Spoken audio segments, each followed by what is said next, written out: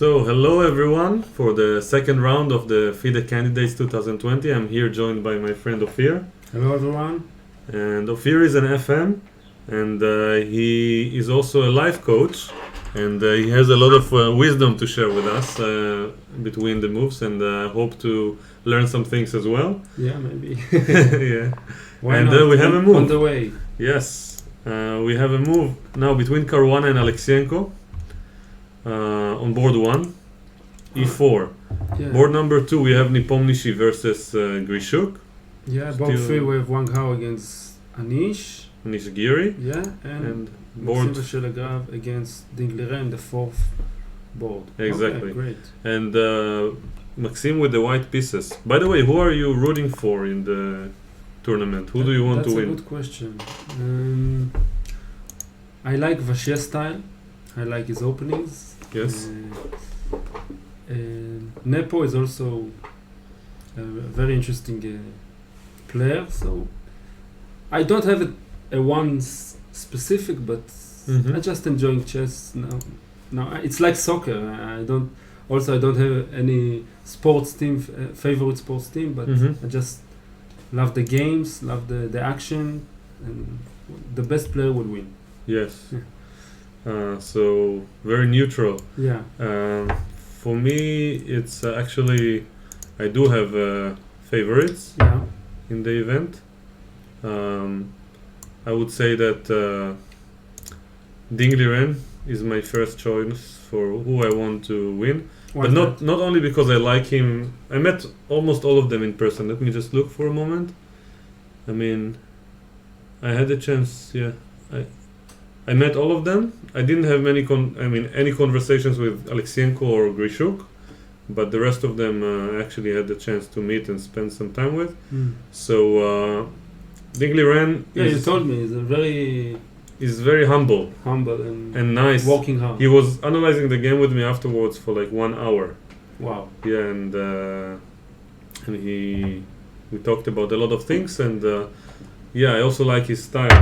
He reminds me of the Kramnik in the good old days, Mm.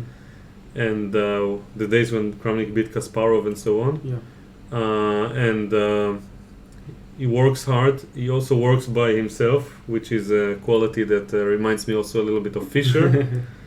He's very independent. Like in China, they don't really, at least according to rumors, what I heard, they don't have all of these, seconds and books and stuff that they use.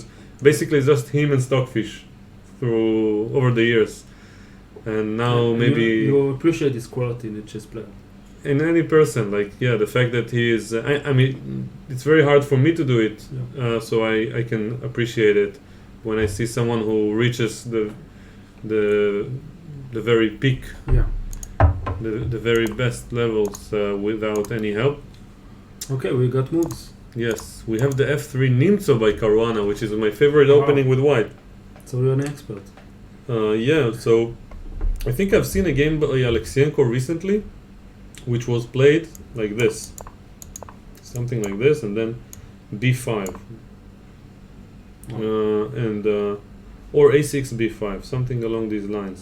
Like Volga with the bishop and Yes. before. Yes, the Benko Gambit Yeah. style. Here I think there was this fashionable move that Aronian recently played against Carlsen with bishop d2 here. I'll check it later if they actually get it on the board. But it's a very complicated line. I think it's also possible that they castled first. No, I think it was either b5 or a6 followed by b5. But this was the line that was played. If you ask me, b5 immediately. Yeah. Don't wait. Yes. But of course. Yeah, it might transpose because I think 92 is a move here, and then they play a6 or something. But yeah, I like this line for white. Actually, the line that I think that is the most annoying is to play d5, Yeah. and now to play knight takes d5 and f5. This line is not that popular, but many of the top level players they play it with black, and Funny structure. yes, and I saw it played a lot in China before it was fashionable all over the world. So they discovered it, I think, a little bit earlier. Like they had a lot of games in this line. But A3 is not like a waste of time. Here, A move that white, if you played it like he lost the combat. the point of A3 is to ask the bishop, what do you want to do? Like, course. because many players, they play here or here, and then I go E4. And also, like, my whole plan revolves around E4. So if I don't... Yeah, I know the have logic about A3. And after you take, I want to play takes and E3 and prepare E4 later. So I think it's the only move that could make sense for white here. Otherwise, F3 is a mistake. Because, so A3 is the main move. This would be bad with F3 in this position. Okay. So yeah, so they actually played D5. We have it here. By the way, when you see an orange rectangle around the move, that means it's the live position. Okay. So So let's check from the beginning. oh, they got this position already. So he played D5, A3, Bishop E7, E4, takes, C5, and D5. So he went back with Yes, bishop. and here actually after ED, they like to play castles or Bishop D6 and castles later. And here I came up with an idea some years ago to play Bishop D3 and Knight Ge2, which is not so well known. I imagine Caruana knows about this idea, and the point is that after Knight G4 to sacrifice this pawn, allow black to take, and then after something like Bishop H2, I believe there is a line. There is a line where white goes Knight F2, and it's pretty good for white. After what? I think they can take. And Queen H4, it's not. Queen H4. I played G3. And I remember that this should be better for white. But Okay. we'll see how the game develops. Actually, So you know this position. yes, but the main move here after Fe4 is not C5, it's actually E5. And then it's also a very interesting position after D5. It looks like white got a lot of space, but black gets some things in return. He gets this square for the bishop, and yeah, I think that they have a plan of playing something like this, and later on going 98 if possible against a future attack by white, maybe even Bishop G4, H3, something like this. Knight BD7, 98 after G4, put the bishop on C5, the knight on D6, play C6. That's a very interesting line for black. But wow, Caruana did not play Bishop D3, he went for Bishop E2. So that's already a surprise for me. Because I checked this position, I had a game in this line. First time I encountered it was against Evgeny Postny from Israel. Yeah. And I didn't know the position, he surprised me. And I played Knight F3 followed by Bishop E2, and it was nothing. And then I checked it. I didn't check Bishop E2 immediately, but I imagine it's not a big advantage. What's the logic about to develop the bishop? Prevent Bishop before G4, and after Bishop D6 I imagine he will go Knight F3. But from what I checked, after Bishop G4 castles, some random moves, let's say Rook here, Knight here, at the end of this line, let's say, whatever you do, black can just follow by Bishop H5 and Bishop G6, and even if you exchange it for a knight, I remember that all of these positions are very good for black. White's only advantage is this pawn, but black has the bishop from D6 is very good. Yeah, and black's pieces are very active, and he controls the dark squares, and white doesn't have any active plan to. If you take the bishop from C1 and trade it from the bishop from E7, so it's better for white. Let's suppose bishop F4, just saying. Yes. So after Bishop E2, let's say Rook E8, yeah, just for example, Bishop F4. So this is good for black, yeah, the exchange. For black? I think so, yeah. Take. Because white's dark squares are a bit weak. Knight F3, castle. Yeah. So for example, I go bishop somewhere. If you castle, maybe I have some knight g4 ideas. Okay, so the queen on d6 is It's good, yeah, knight d7. take the job of the bishop. Okay. Yeah, but in fact it's not even possible because bishop d6 can be played immediately. That's what I'm saying. So Okay. bishop e2 is surprising to me because for many years I've considered bishop d3 to be better for white. Okay. Let's check another game. Nepomniachtchi versus Grishuk. No, the Berlin, man. Yeah, for those who don't know, the Berlin Wall, they call it. It's really hard to break, and many chess players consider it to be slightly boring because you get an endgame straight from the start. And Grishuk played it against Nepomniachtchi, and Nepomniachtchi actually went for the main line with knight c3. I haven't seen the main line in a while. Recently, everyone have been playing moves like rook e1 and stuff like that, or d3 on move 4. I think this is the funny part that people think that like Nepo is very active player. He played the Najdorf and yesterday all these crazy lines, and then he played Berlin with white. Yeah, so he enters them at the end game. That's saying to us that he's very technical. Yeah, all the players they know to play active, but if they want like slowly game after a win, like you don't have nothing to lose, why not the Berlin? Yeah. So they have all the. He doesn't mind. Yeah. So interesting. Yeah, I really think that he's a universal player, and he must have some preparation here. So he probably is going to play a few quick moves.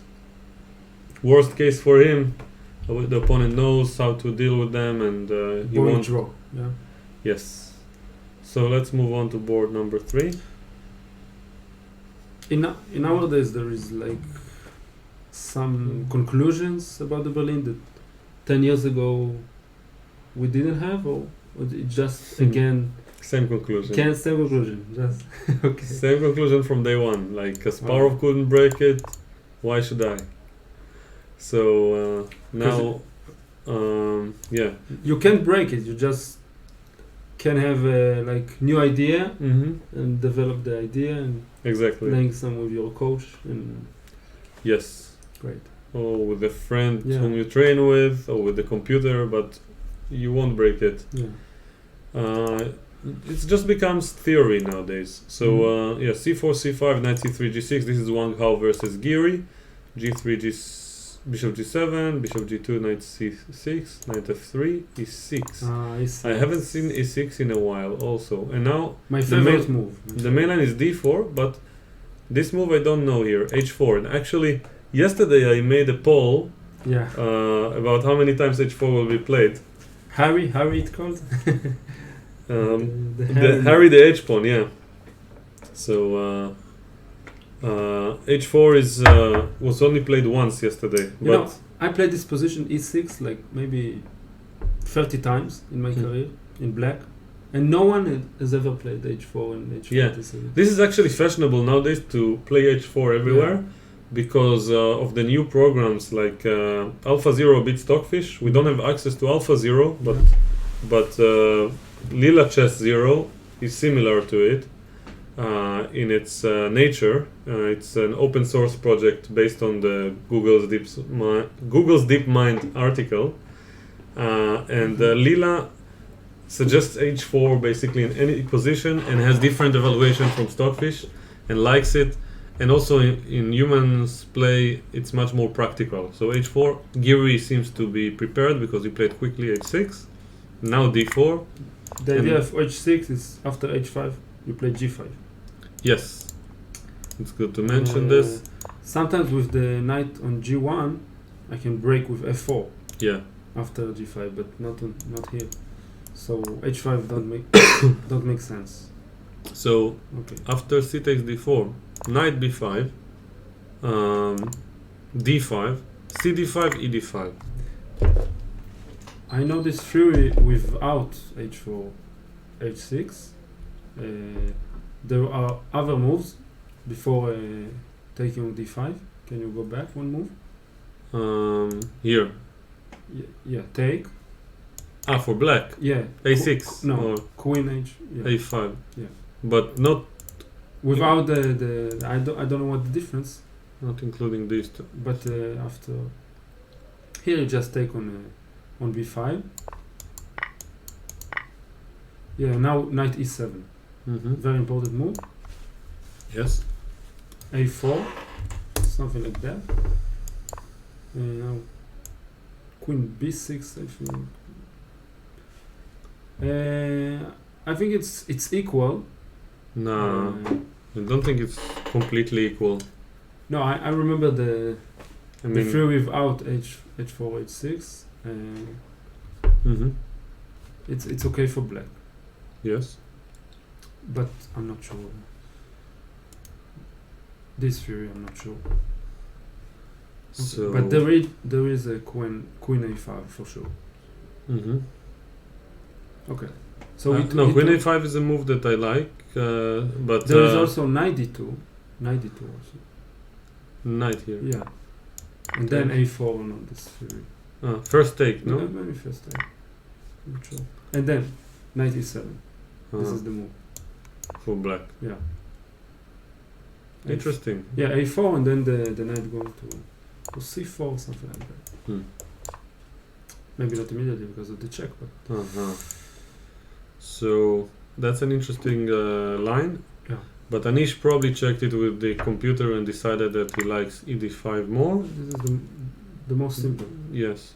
And now castles, probably knight g7 is a logical move followed by castles, and we'll see what comes up next. Yeah. And knight f6. Probably white will take and play this position. But with what knight? That's the question, because sometimes with f, both are possible. of course. But I'm sure Wang Hao is still in his preparation, and as we're waiting for a move from him, let's move on to Maxime Vachier-Lagrave, also known as MVL, against Ding. Sponge. Yes, this is a popular line nowadays, so let's go from the start. So the Rui Lopez, the main line. So we have this position, which is played all the time. Castles. Now Ding Liren is planning to play the Marshall attack against c3, a well-known pawn sacrifice. White is also stuck there from theoretical point of view, even more than they are after the Berlin. Yeah. So h3. This is the anti-Marshall. Bishop b7. And bishop b7 is the fashionable approach now, because now after d3, many times they go d5 anyway. Anyway, I had a game against Grandmaster Alon Grunfeld. Yeah, and then takes and knight d4. Something like that. Yeah, followed by c5 and or queen d6, rook a8.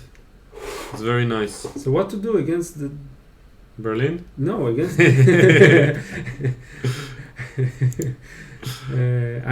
don't understand how to immune the d5. Well, you know, the entire world has problems with the immune system nowadays, so I can't really help. I think that the solution has something to do with the same old formula of working harder than your opponent, knowing one extra move, having one extra creative idea in your mind, and just trying to reach a new position, which is... If you can beat them, join them. Sadly enough. Yeah. I mean, of course I wish if nobody would know any theory and we could just play, but for some reason, like it's kind of almost a paradox. Like I study theory a lot so that I can get a position where I don't know the position, but my opponent knows even less. It doesn't make sense. Like just to take my opponent out of their own territory. Yeah. And if I can know a little something, then okay, I'll take it. Of course, because you're already there, so you're preparing. But yeah. You can't know from the beginning what's your opponent can. So you try to sidestep as early as possible within the main lines, so you can keep the position as rich as possible with all the pieces on the board. So d3, d6, a3 to defend against knight a5, protecting the Spanish bishop from being traded. Usually they play c3 or a3 here. Um, I think a3 is the I don't know. popular move. I don't know. I think it's... This line is considered to be fun for white. But I don't know how to compare it. Like, there is this main line, which they play after d6. Instead of c3, they... Oh, instead of rook e1, actually. Oh, different. Yeah, they like to play d3, here, d6, and now a3, castles, knight c3.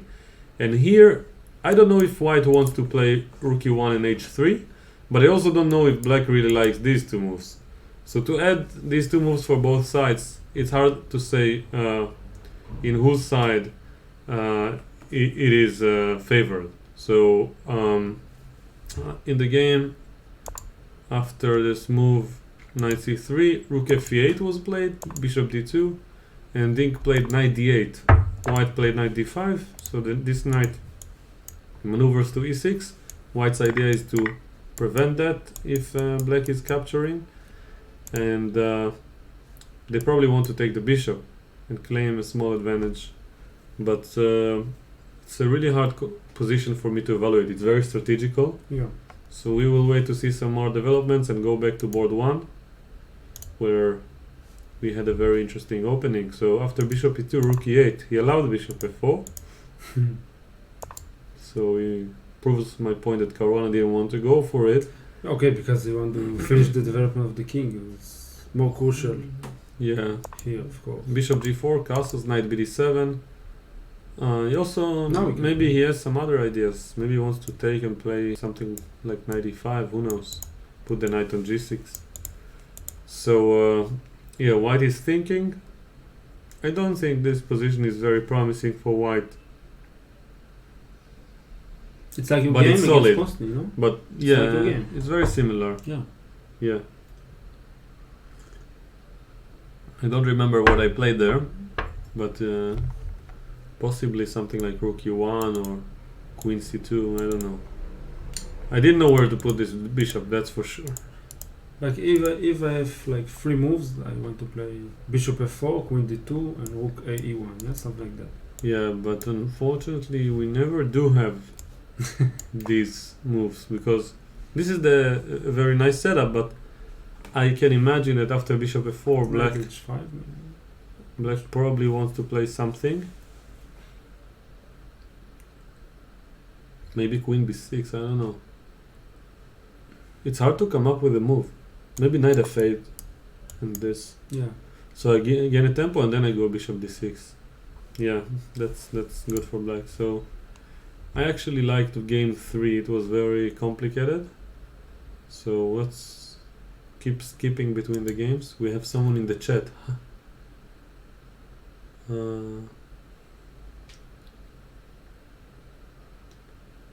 Someone is saying a funny comment. Hey Tal, you said once that listen to this doesn't help your chess. But I'm not sure if he means their chess or mine. So, yeah. Here we have... Wow, a lot of moves. Both players are very well prepared. So last time we saw h5, bishop f4, bishop e7, rook ad1, bishop e6, knight g5. This is the main line. Rook h6, rook fe1, bishop b4, a3. Wow. Takes. I have a feeling this game is not going to end in a decisive result.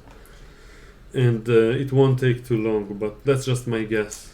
It's funny because when I was a little kid, my coach told me that don't play a3 because you're helping black to do what he wants anyway.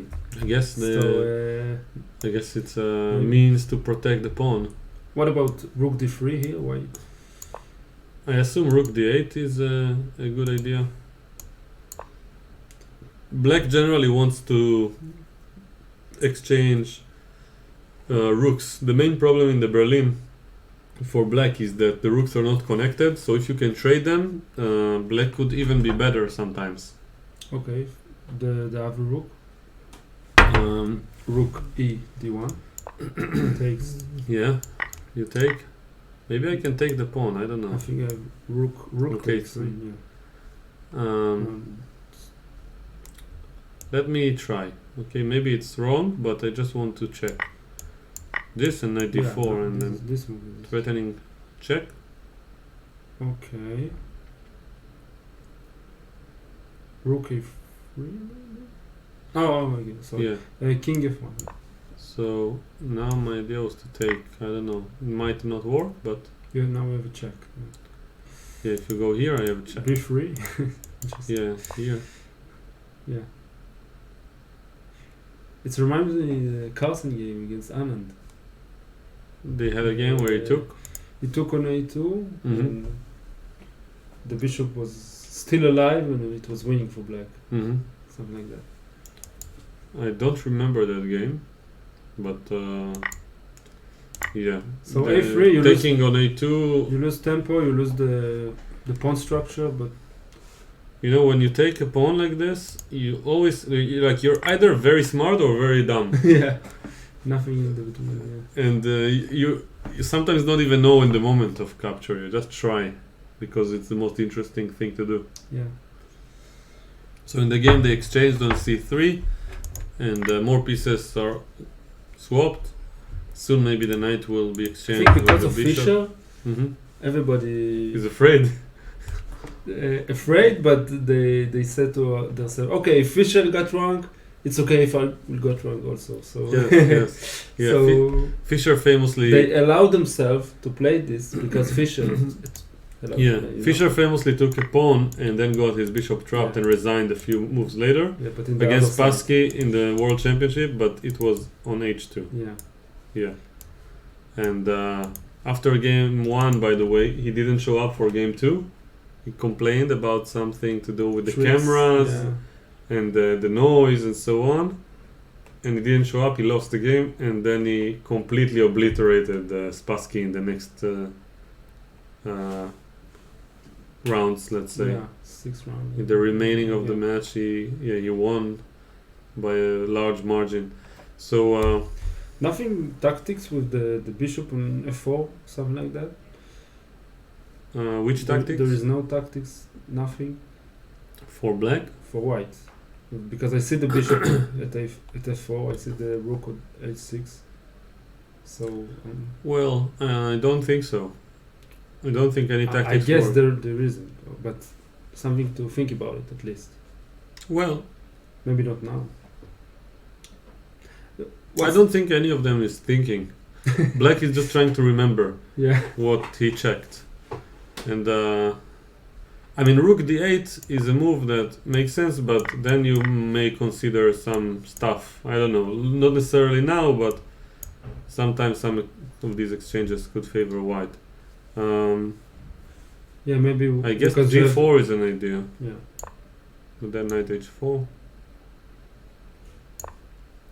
Like Nepo didn't think 1 second. Bishop d3. Yeah. All the moves Yeah. like immediately. Yes. Which is fun, especially with all the pressure, you know. But look yesterday, he was on the opposite side. Yes. He needed to think on the board and he find the best moves. Yes. In my personal experience, when I play an opening that I know, Yeah. it's hard to turn on my brain once I get into a new position. But if I don't know something from the start, even though my opponent can know more, if I don't make any serious mistake, Mm-hmm. then I manage, and if I manage to make moves that my opponent also doesn't know too well, then as you've seen yesterday, it can work in the favor of the player who is not prepared, because the one who is prepared has this general fear from the engine evaluation and they want to match the computer's moves. Yeah.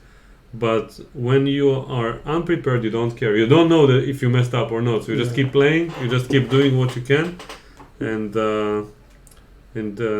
many times, if the player who is surprised gets an equal position, they are more likely to win than Because to lose. they won the mental battle. Yes. And So we have another move, h4. And now king h2 immediately played. So you see, they start with an hour and 40 minutes. Nepomniachtchi has an hour and 46 and a half. Yeah. So And I wanted to say something about it because sometimes in my games, yeah, my opponent, like, I was very get Konanti. prepared. Yeah, I was very prepared for the game. I analyzed everything, and then my opponent had a mistake, and then I said, okay, I need to exploit it immediately. Yes. And then I didn't You remember. get into a punishing mode. And then I didn't remember, and I start to harsh myself, like saying to myself, come on, it's just, if I just look at the board and said, okay, this is a normal move of a human being, what to do about it? But I didn't do it because I was always in computer moves, computer mode, and then I asked my friend, it's Steinberg, that is also a very good grandmaster, and he told me, okay, you know this is a bad move, you need to trust yourself. To trust yourself, how to make the best move, okay? Yes. Don't punish yourself that you don't remember what the move. Like, say, okay, it makes sense that I can't know everything. Yes. Just know it's bad, and now I trust myself that I will find the move. And this is the system of Nitzan. In my view, yeah, it's all a matter of confidence. Yeah, so exactly. You need to find a way to be in the zone. Yeah. You don't have to find the best move. You don't have to know something. But if you manage to concentrate and of course use this information to your advantage, like the reason that you work is not to know everything, it's to know some evaluations and some plans that work and some plans that don't. That's it. So if you know in which direction not to think and what the evaluation, so like I like to, in Hebrew it's much easier to say it, but what the evaluation isn't, then it's much easier to find a move. So then, like, when you prepare, I'll give an example. So let's say I prepared as black. I prepared this move, just for example. It has no sense to it, but and I know that this is the best move for white, and it's equal. So if they made a move I didn't prepare, and the engine said F3 is the best and it's equal, I know the evaluation isn't better for white. Yeah. So based off of this knowledge, I can search for a move. And if I see a position that is better for white, I know, okay, I can already eliminate this move from my calculation. And you don't say to yourself, why I didn't check king h2. And so there's no point to regret anything in chess, because like in any given position, the past doesn't affect what's going on. Unlike some other games, yesterday I spoke to my guest Dan, who likes to play poker sometimes. And we talked about it, and in that game, it matters what happened before. There is a correlation between the image and what might be the best decision in this moment. That's a good point, And also this both games. Yes, and probably also in other games that involve a player's style and are not 100% objective. But also in chess, if someone made a mistake, now the chances that you make another mistake are higher, because. But if you just talked about Postny told me something. Like if you made a mistake, it's okay, but don't think about the mistake because now is another mistake already. Yeah. So you need to get up, go to the toilet or something. Also, Huzman told me that you need to wash your face and say it's a new game. Yes. The history, I don't remember it. I just come to the game, and this is the position the first I saw it. So I need to do the best moves. Yes. And a player will do it. Like the mentality is very strong. Yes, if you can just somehow concentrate, it's much easier said than done. Yeah.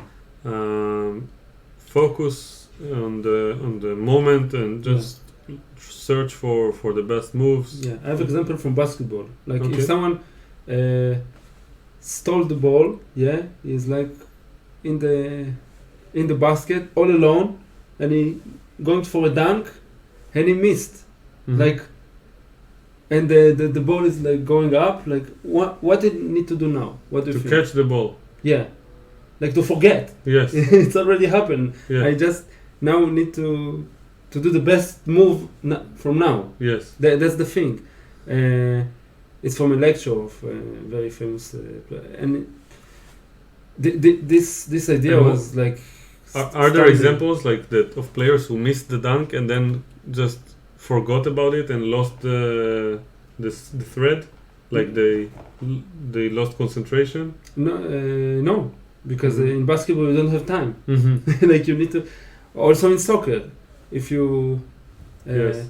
Yeah, you want to score, then there is in the Korah, how do you say? Yeah. I don't know, the pole. Let's say. In the pole, and then you need to take the rebound. Rebound. Yes. Also in chess. Yes. You don't have time to.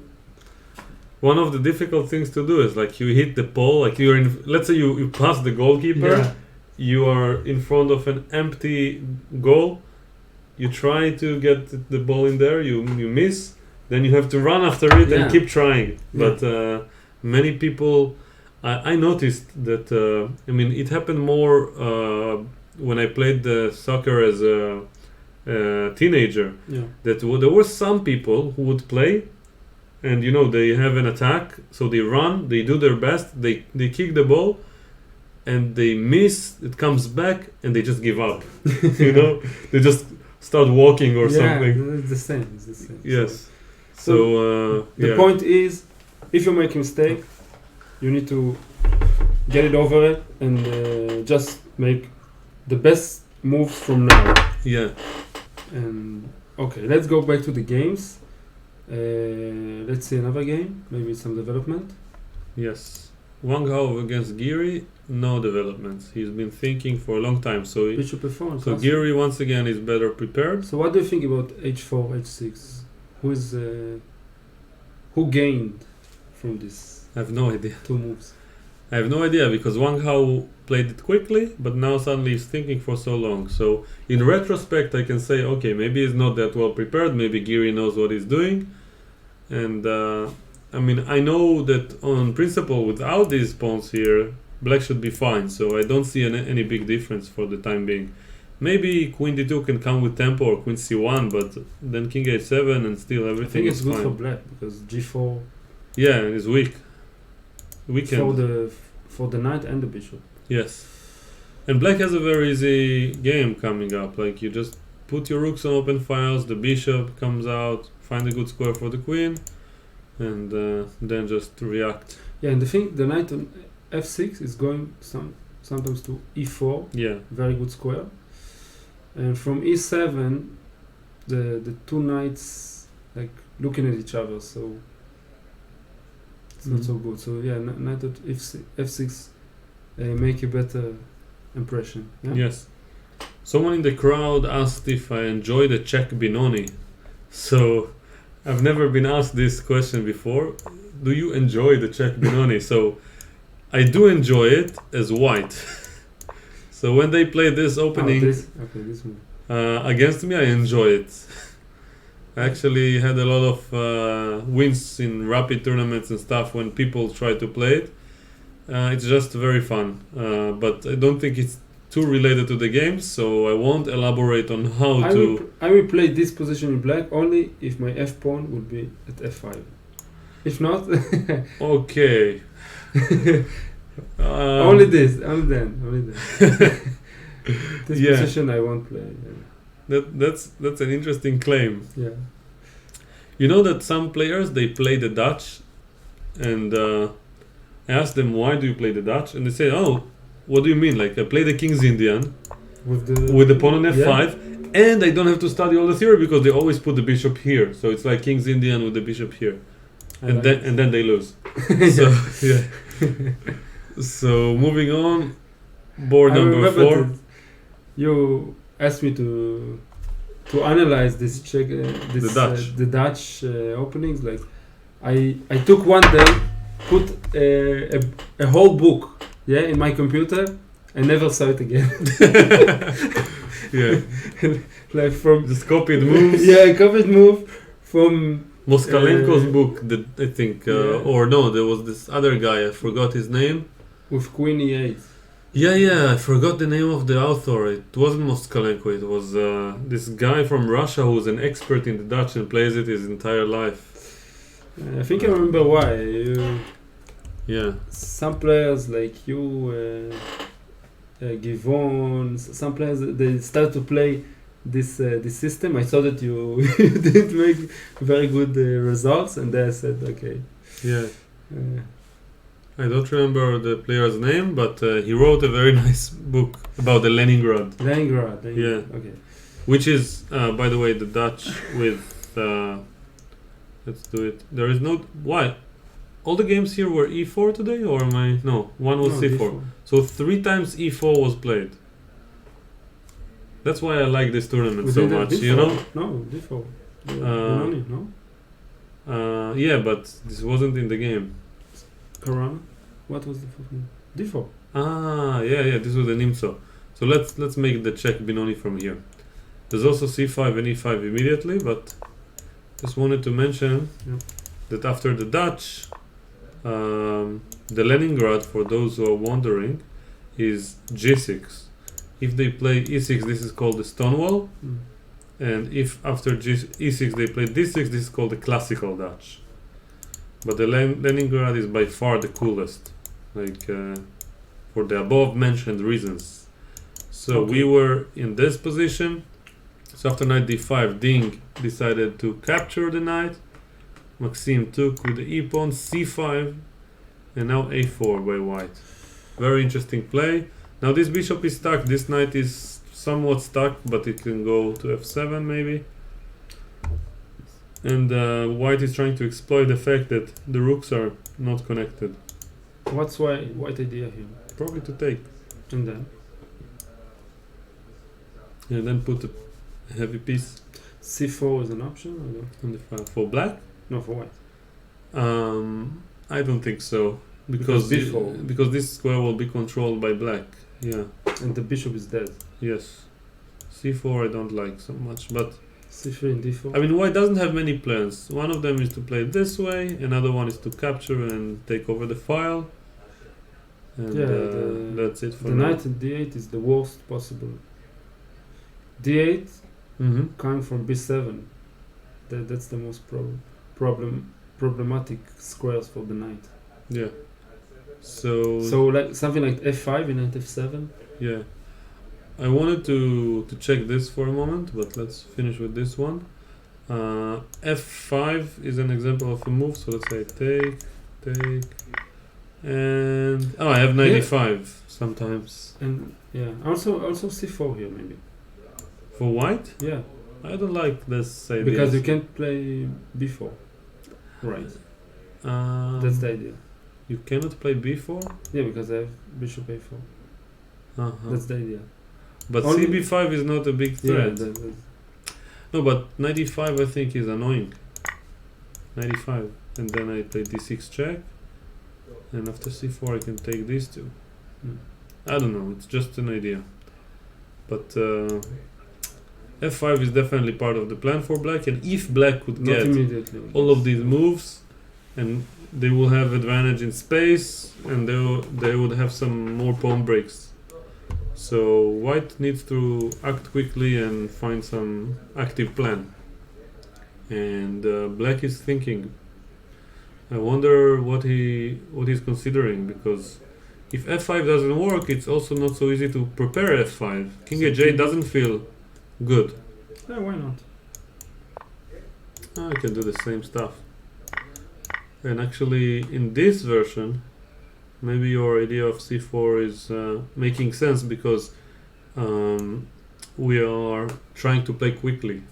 So in this position, the rook, the structure of the rook and the so b4 is probably the idea, but it doesn't work, so I move the rook.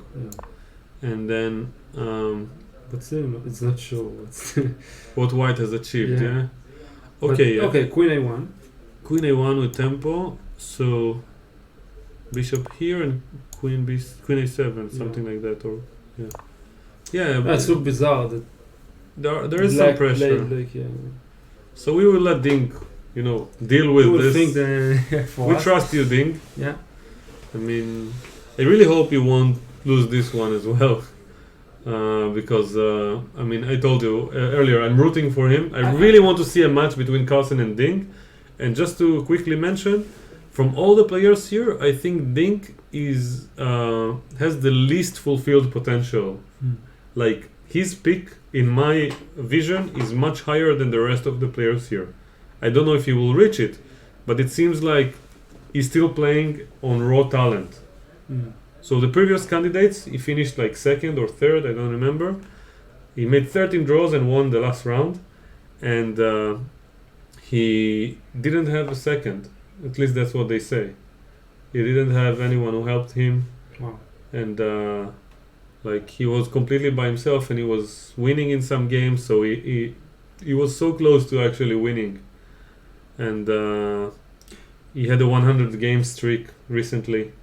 Do you think is the loss in the previous round is affecting right now?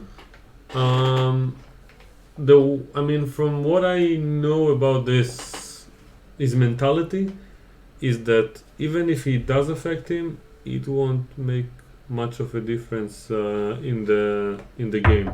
Maybe very little, but effectively, no. Yeah. No. From all the players here, they're all very professional. The only guy who could probably be somewhat tilted, just by my view, is Grishuk probably. Not because he's not strong mentally, but because I can sense a lot of inspiration in his play. Yesterday was very... So when things go well for Grishuk, he is very inspired. That's how I perceive his play. Yesterday was big advantage, yeah? Yeah, so he plays much... I feel like many players, they are more of technical players, machines or something like that, and Grishuk is like an artist in a way. Like he thinks for so long, and he delves deep into the position, and he finds these hidden ideas in every position. So he can play amazing chess sometimes, and also amazing blitz. Yeah. But somewhere in between, he can make some bigger mistakes than the rest of the field here. I never understand how can they play so good with 3 seconds. And just calmly on the increment. Yeah, it's like a patzer will say to me, "Oh, how can you play against 20 players at the time?" I said, "Oh, it's easy." But then I'm the patzer when I'm Grishuk, and I said, "How can he play so?" He, Carlsen, all that. Yeah, it's unbelievable. But don't do it at home. Yeah, it's not. Okay, so let's see another. Okay, so D6. Let's see the development here. We didn't check. Yes. Here. Yeah. Okay. So D6 immediately. Because we talked about Bishop F4, yeah? And then you played. So what do you think about it? So this position... immediately threat of knight c7. Yes. So what are the options here? After... Let's see how they got here first. I lost the context. After 97, white went for d6. Yeah. Wow, that's very bold. I wouldn't have the confidence to play such a move without knowing it. Yeah. Because it's a risk. This pawn is the only thing that white has. Black has no weaknesses, so if this doesn't work, you can be worse. Yeah. And now after bishop f8, h3, bishop h5, as I mentioned, is the usual plan. Knight b5, threatening knight c7, as you said. And now... I have a bad memories from this kind of position in Greenfield. Because I know what you're talking about. There is a lot of positions when d6 is standing alone. This deep pawn. And I said, okay, I just need to win this pawn and win. But or block it. Yeah, Just get it under control. yeah, but It's this pawn is like yeah. all white pieces have very good squares because he gives us a lot of space. Yeah. That's the thing. It's not the pawn; it's the space. Mm-hmm. And yeah, okay, you can block it like Alexenko block it, but wow, and Alexenko in deep thinking, so it looks wow, Yeah. it looks scary. I agree. So what to do? What about Queen B6 sacrifice exchange? So after Queen B6, I think that Knight to White 7. should probably be better. Knight takes A8, come on. A8, come on. Like it's obvious. I'm just trying to come up with the follow-up. But I just realized you are white and I don't have to. You suggested it. It's your problem. Yeah. No, I Ah no, you suggested it for black. yeah. Oh, I tried to reverse engineer the position for you. But I like black's chances. Yeah, it's pretty cool. All the pieces are very active. B2 I don't is a know, like weakness. B3, Rook A2. What about mating you? The, Oh, what about the mate over there? like I don't know, Rook E8, then Bishop B8, then something like that. I don't know. It looks okay. It looks okay. Or as Wheeler would say, okay-ish. Okay, it's Yeah. okay. Rook A2, Bishop B8. for example. No.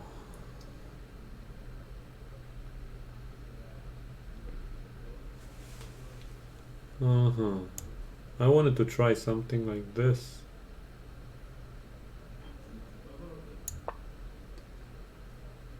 I have Bishop F4 if you... Yeah. I want to play with the rook. To take Maybe I with the should rook go and to then- H4.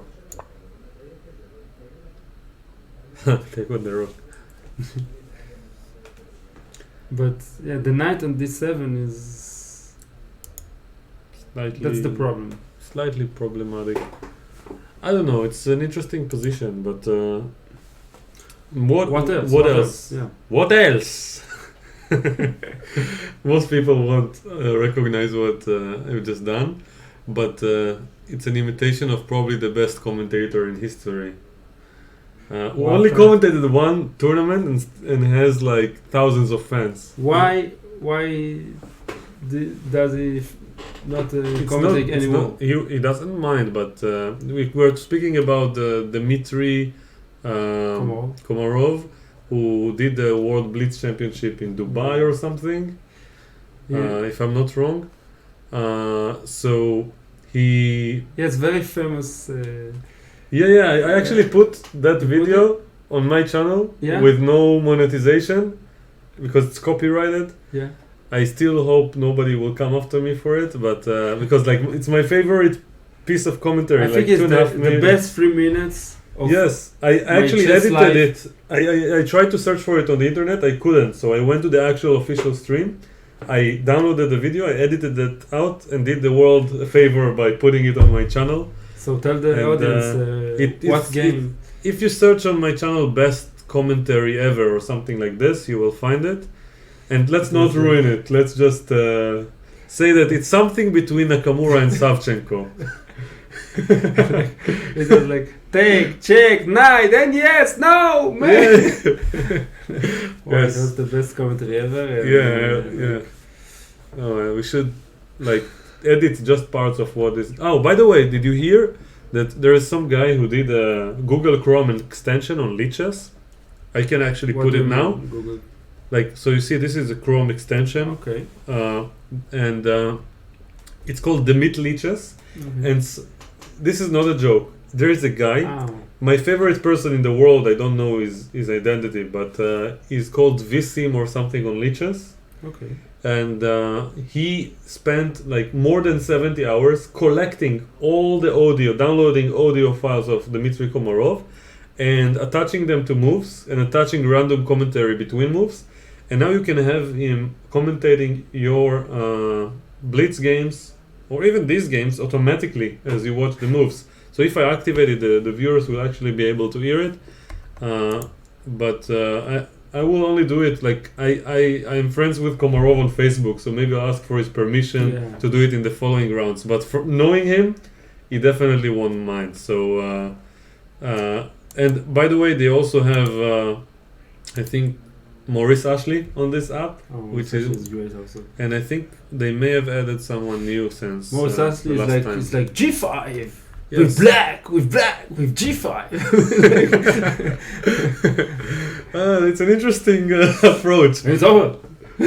Yeah. It's like I don't know how to imitate him, but I think I can do it if I work on it. And he reminds me of those football commentators, who just everything comes with a lot of drama and action. I like it. I think it's very good for the game, very good for the atmosphere. Of like.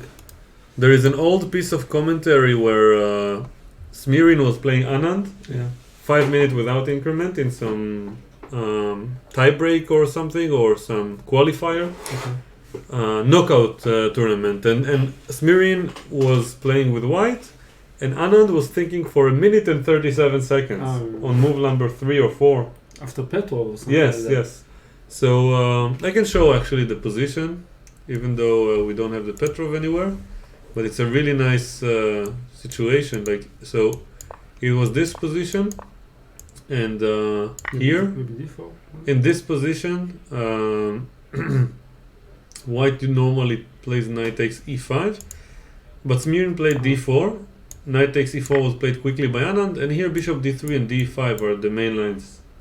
Bishop d3 being far more popular, especially back then. I don't know, it was like more than 20 years ago, I think. Also right now. So Smirin surprised Anand with this move, and then Anand thought for 1 minute and 37 seconds, which is a lot. And then after d6, knight f3, d5, that transposed to the main line. It was kind of funny. Yeah. But the point is that why I remembered it is that two of the commentators I really like were commentating together, if I remember correctly, which are Daniel King and Maurice Ashley. Yeah. And back then, they were like, "Wow, is he still thinking for more than a minute?" And they would keep being so excited, and like nothing happens for a minute and a half, and they're like so happy, and they're like so thrilled, and it's a 5-minute blitz, and they're like, "How is he going? Vishwanath Anand is still thinking. What is it thinking about? He's about, come on, make a move." That's like what I experienced. Like make a move. It's not what they said, but like this is how it felt. Maurice Ashley a lot of times say just make a move. Don't think too much. It will be okay. Make it a good move, not the best move. Yes. A good move is good enough. Play it quickly and get the confidence. And the thing is when a player thinks too much, it's like saying to himself, I don't have a confidence. Yes. I don't know what to do. I'm panicking here. Yes. So that's not a good idea. Okay, so back to the games. We have like B of open file, and it was already King H2, yeah? Yeah, H4, King H2. What we talked about? No, King H2 was played actually. Yeah, I don't know, but when we played it, we just saying, what if King H2? No. We said what if F3. King H2 was on the board. Oh, okay. Yeah. So King H2. King F8. Rook B1, attacking the pawn. B6. Now B6, and okay. What do you think about this position? I think that white is slightly drawn, slightly drawish. I cannot commentate on this position. I'm not because it's boring, but because my chess skills are not that good that I can say something of meaning. It looks like the bishop at e6 of relevance, is better than the bishop at e4. So if you want, exchange it, but the knight on g5. So black would be better, something like. So which move? I said like if knight f3, for example. I guess the rook will come back. Okay, so knight d4, something like that. So this position, if I take, White is definitely not better here. yeah, that's what I'm saying. Yeah. The Black can afford to even exchange if they want. Yeah, but let's move on to the third board. And yeah, Queen C1 I was don't like actually the played. structure of white. I don't like. Wow, Black is thinking after Queen C1. What options does he have besides King H7? White thought for like half an hour on this move. Wow. Yeah. So King No, I H7 think is you're- one I think you're option. exaggerating because he fought already before. Yeah, but Maybe I think 2020. yeah, he thought for a long time. We can actually see, like here, he had, no, it's only 15. Yeah. It felt like half an hour because this position was stuck for a while. And now, Now Anish, how much time he's thinking? so far, He's wow. thinking 20 minutes. No, I'm confused. Anish is the one who played quickly, not Wang Hao. Yeah, that's So, but still, he thought 15 minutes, and now Anish has been thinking for 20 minutes, even though I imagine King H7 would be maybe almost something obvious. to. But maybe there are some differences now with connected with these kind of moves. By the way, White, if he wants, can make a draw and finish the game. But Wang Hao is very ambitious in this tournament. Nobody predicted him to be a potential winner, and now he suddenly has a +1 score with Black against the second seed. And he got there from the tournament. what? One how? He from the Isle of From Man. Isle of Man. Yeah. He won it? Yeah. And yeah, now after Queen C1, by the way, Alexenko also got here because of the Isle of Man, because he was third and they gave him the wild card because of it. So now after Who was second? Caruana, but of course it didn't matter. Did And you play them? yes. This year? This year? I think I finished with 50%, I'm not sure, which was a I'm big not sure achievement if for it's me. good or not. I mean, I was one of the last rated players over there. Yeah. It was a crazy tournament. Crazy good, I mean. Yeah, and it was organized so well. Yeah. But I hope I'll manage to play there again. This year they said they won't have it. And they said it even before, the outbreak. So, Queen C1. Okay. Now- What's the options? So, Like, Why is Gear thinking? That's the question. What happens after King H7 that he is so concerned about? So, or what if there is a alternative, like giving the pawn and finish the development? Let's check instead. this pawn I don't think should be given. Something like Maybe you can play a6 because this is actually not sacrificing the pawn. You force this. Maybe that's what he's considering, because no. 94 would also come with tempo later on. But now you again. So if you play this, 94, but then rook d1, No, I take. Oh, so it's not. and Yeah. now he's calculating some continuation. It's still good for white. Queen b6. Mhm. Yeah, but the point that if you protect the knight, then you're no longer threatening Mhm. this. So probably this is what he's thinking of, and he's been spending 23 minutes. So we will let him come to his conclusions and move on for the time being.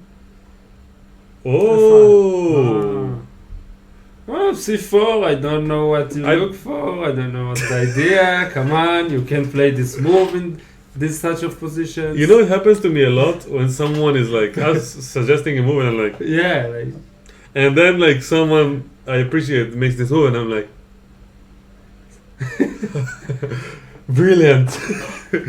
And or the computer suggests it, when you suggest a stupid move and then like the computer suggests it and you feel like a genius. yeah.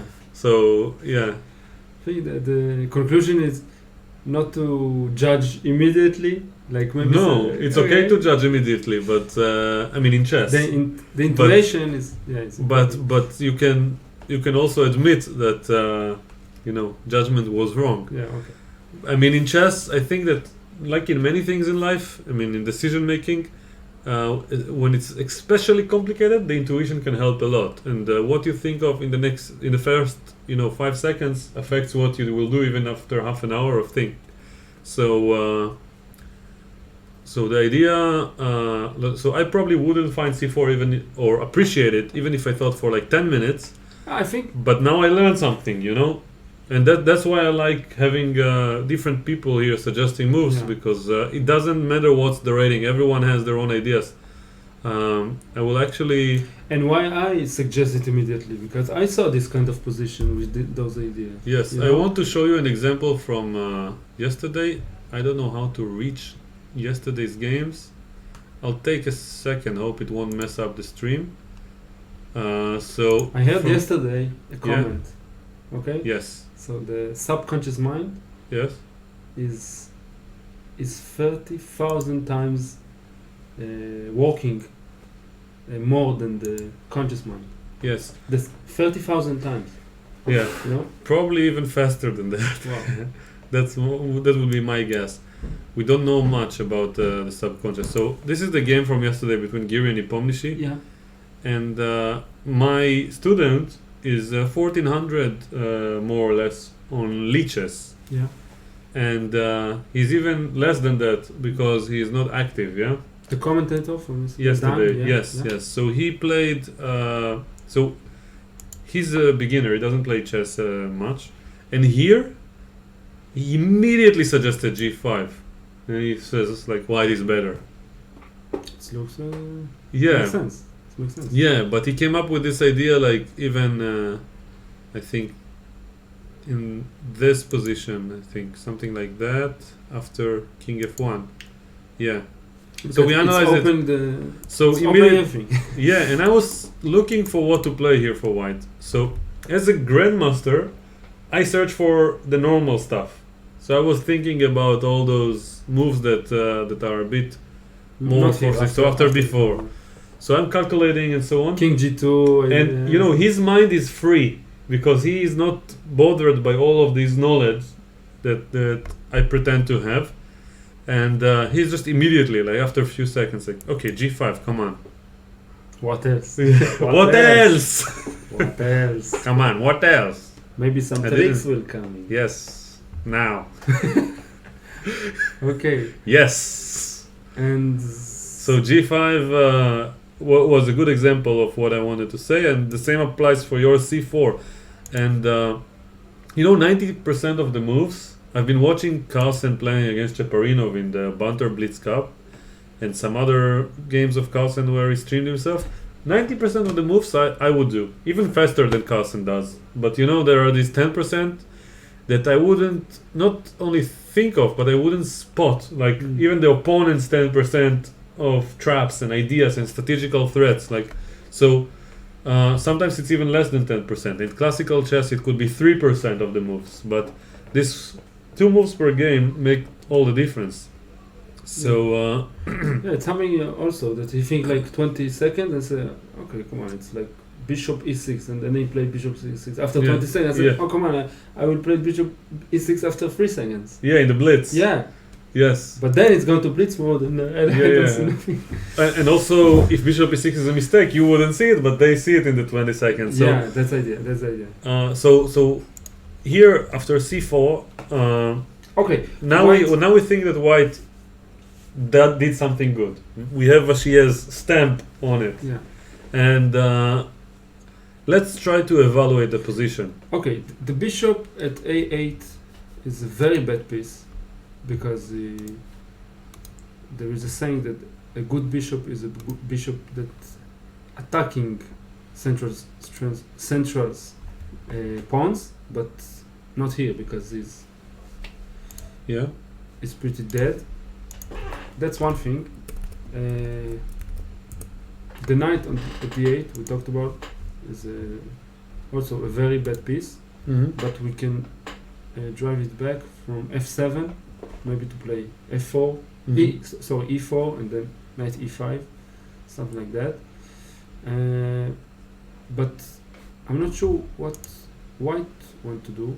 I guess the a file, I think. A file after queen a1. Queen a1, queen a6. Yeah. Coming the rook on a1. So the a file is pretty important for white here. Mm-hmm. And the ask is about the bishop at b3, because after some lines, let's say, I'm not sure, like rook f8. Yeah. Because I want to play b4. Yes. Queen a1.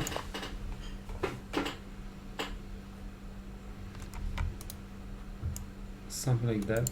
I'm not sure. Oh, sorry, the bishop. Oh, where is it?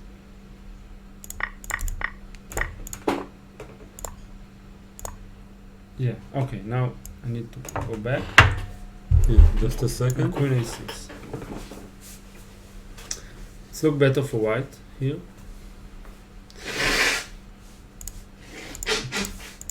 So what to do?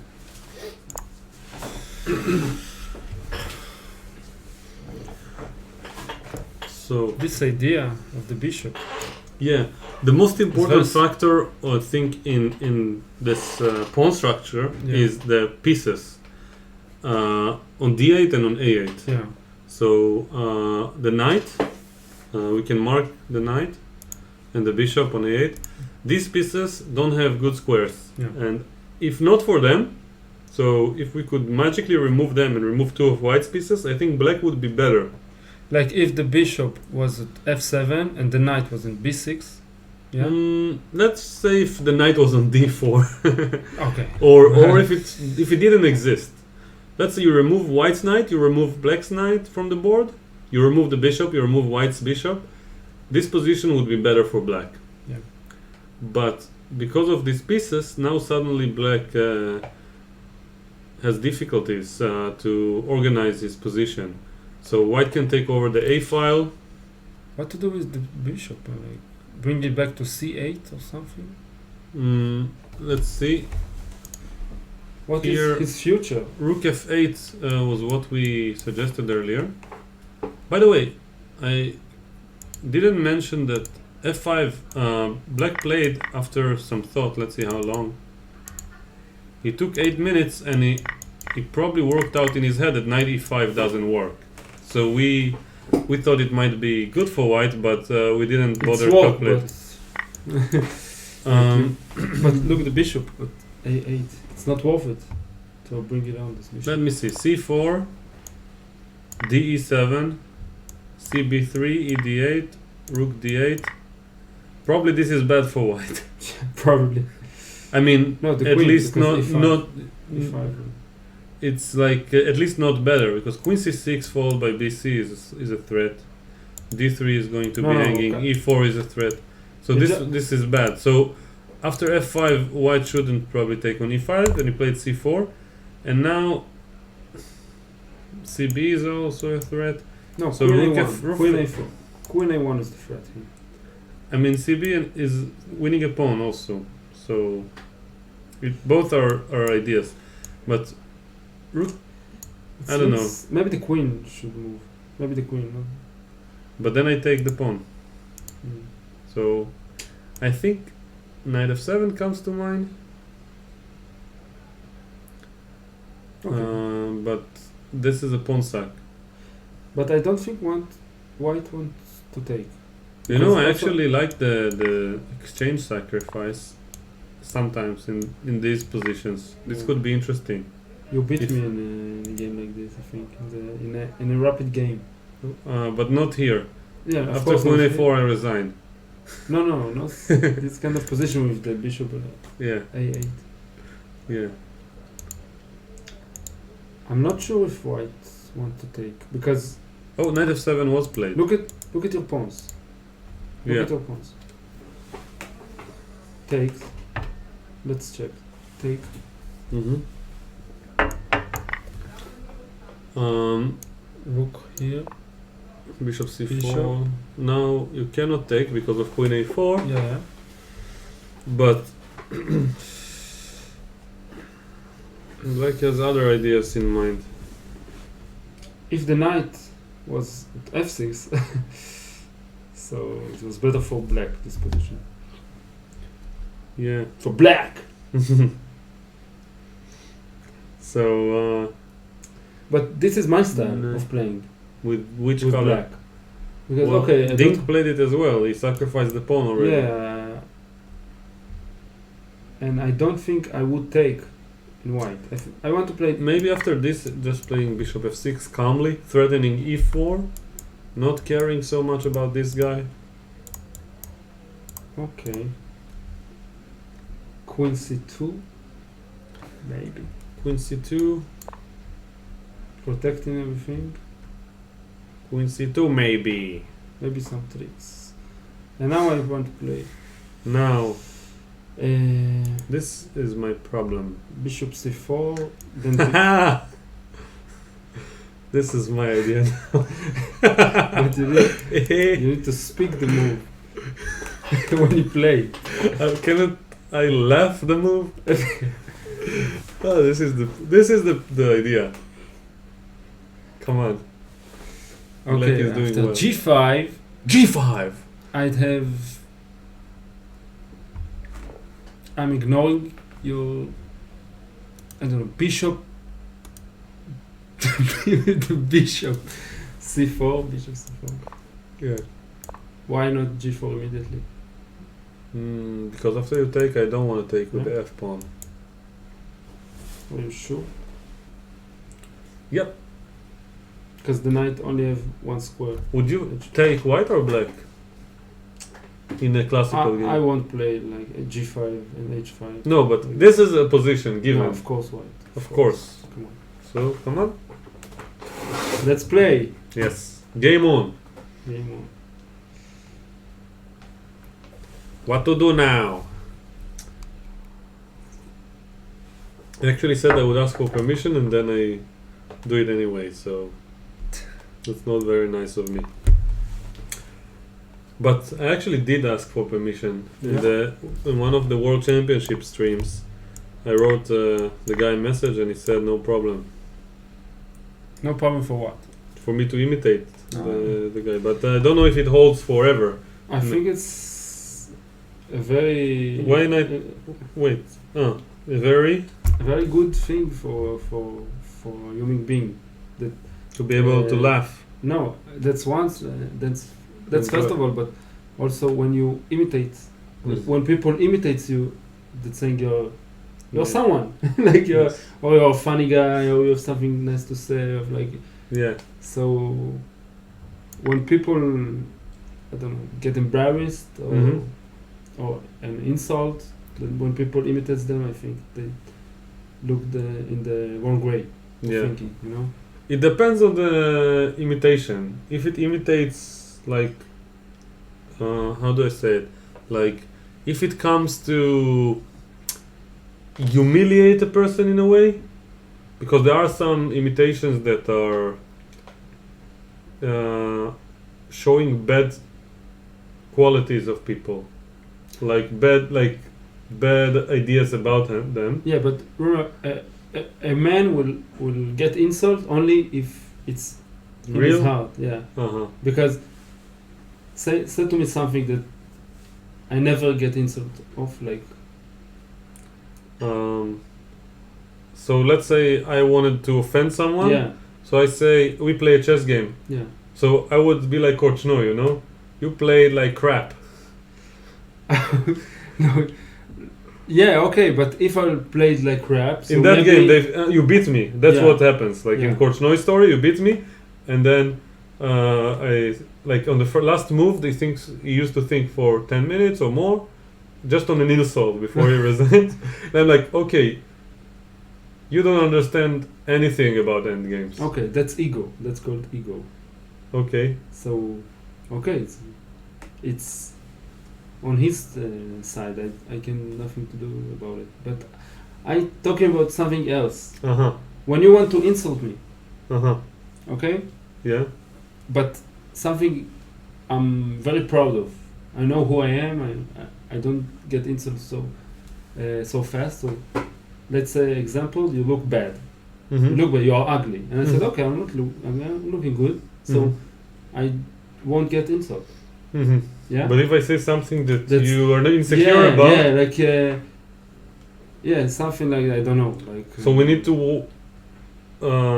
work out our own insecurities. Yeah, that's the thing. That when people say something to you, it's about you. It's not about them. Yes. If you got insult. But how would you recommend to a person to react when they are insecure about something and someone insults them? Let's work on secure. Let's work on. Yeah, but in the heat of the moment, like someone is saying something. Okay, so hurting. okay, I got hurt. Let's say they do it in front of other people. Like, how do you react? You can't control on others. You can't. Only Yeah, on you. but can you set some form of limit? Yeah. Like, No, if I got hurt of someone, I ask him. I never comment on ego or something. I don't want to get back. I just relax. Okay, why did I get hurt there? And I was down. Okay, what's happened there? You played G5. Yeah, continue. Yeah. Some example. Someone told me I'm very Arrogant. arrogant. He said, you're very arrogant. And I told him. You were offended. Yeah, I was offended. I told him no one talk like that with me. No one. And he said, okay, but why do you get hurt? Like if you don't. If you're not arrogant. If you're not arrogant, so why do you get hurt? And so that's a good question. And I just asked, okay, maybe some, some part of my think that. So then I get hurt. So when people insult you, even if it's on purpose and you got hurt, it's something in you. But you were insulted at that moment. Yeah. Was it done in front of other people? Yeah. So wouldn't you did you mention it to that person? Yeah. So they said, okay, I will not do it in front of other people No. anymore. So that's a question. It's not it's them. It's he. It's not me. Yeah. I can control only my thoughts and my feelings. That's the thing. People will say, and someone, if I say you are a very bad chess player, you never get insulted because you know who you are. But if I said, okay, I don't know who I am in this regard, but I agree. I agree that there are fields where I'm a bit less secure. Yeah. So the thing is, if you got insult, it's okay. It's natural. Okay, we all like that. That say you are a human being, but just check with yourself. Why did you get hurt there? And say to yourself, okay, what's missing? What am I missing? And I want to. To found this, and then I said, okay, now I know who I am, and I don't get insulted anymore from this kind of speaking. Yeah. So okay. How can so G4 Knight H2? Yeah. But before we go back to the position, I want to ask about setting borders to people. Okay, that's another subject. Yeah. I mean, it's connected. Okay. Because if someone is doing something to you that is not pleasant, even though their behavior is out of your control, you can let them know that you're not accepting, that there will be consequences if they behave this way again. I'm not speaking about violence, but I'm speaking about letting them know in words that if they... okay. So first of all, you let them know that you were offended. First of all, you don't make it publicity. Just one-on-one, and you could tell them. So you wait for a good moment to say them one-on-one, and said, when you told me that, I was getting. I felt offended, bad about it. Yeah, and with empathy, say it with empathy. That's the thing. Don't get who are you to speak on that? Yes. Yeah. You don't need them to apologize. You need them to empathize your situation. Yeah. That's first of all. And you ask him, can you please don't do it again because I don't like it when you do it. And if you said, oh, okay, I understand, great. You were assertive. If you will be assertive, it's the best for you. Aggressive when you there is assertive, aggressive, and passive. Mhm. Okay, assertive is the best. Mhm. Assertive is what I just said. You talk with them eye to eye, Mhm. what you're feeling. That's the best thing. If you are aggressive, you will shout, you will want to Mhm. punish them, you know that. And a passive, that's someone like how do you say, slap you with one cheek and then you bring the other. Turn the other cheek. Yeah, because you are passive, and then Mhm. it's not good also, because if you won't have respect for yourself, no one will have respect for you. Mhm. So this is the thing. So yeah. And what happens? Allow me to Yeah, challenge great. you a bit. If you set some sort of a border, Mm-hmm. and then they don't respect that border. So I'll give you an example from my own personal experience. I'm a chess coach. Mm-hmm.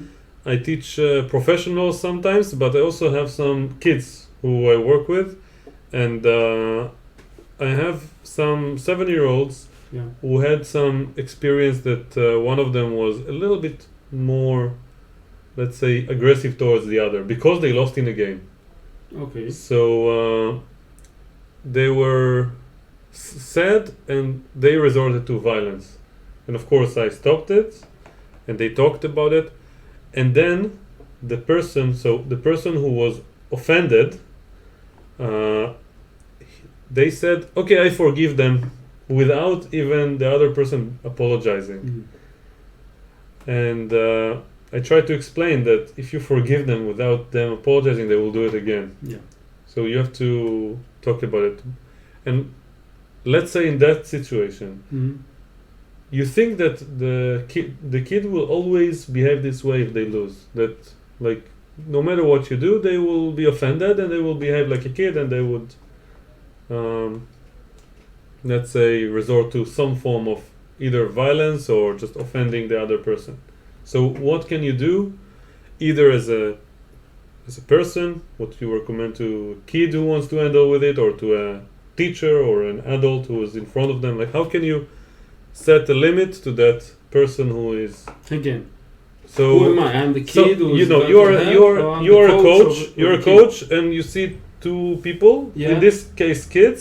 One of them doesn't know how to lose, and they just behave badly after they lose. Okay. And he asked me. They don't ask you for help, So. but you're there. You're responsible in a way.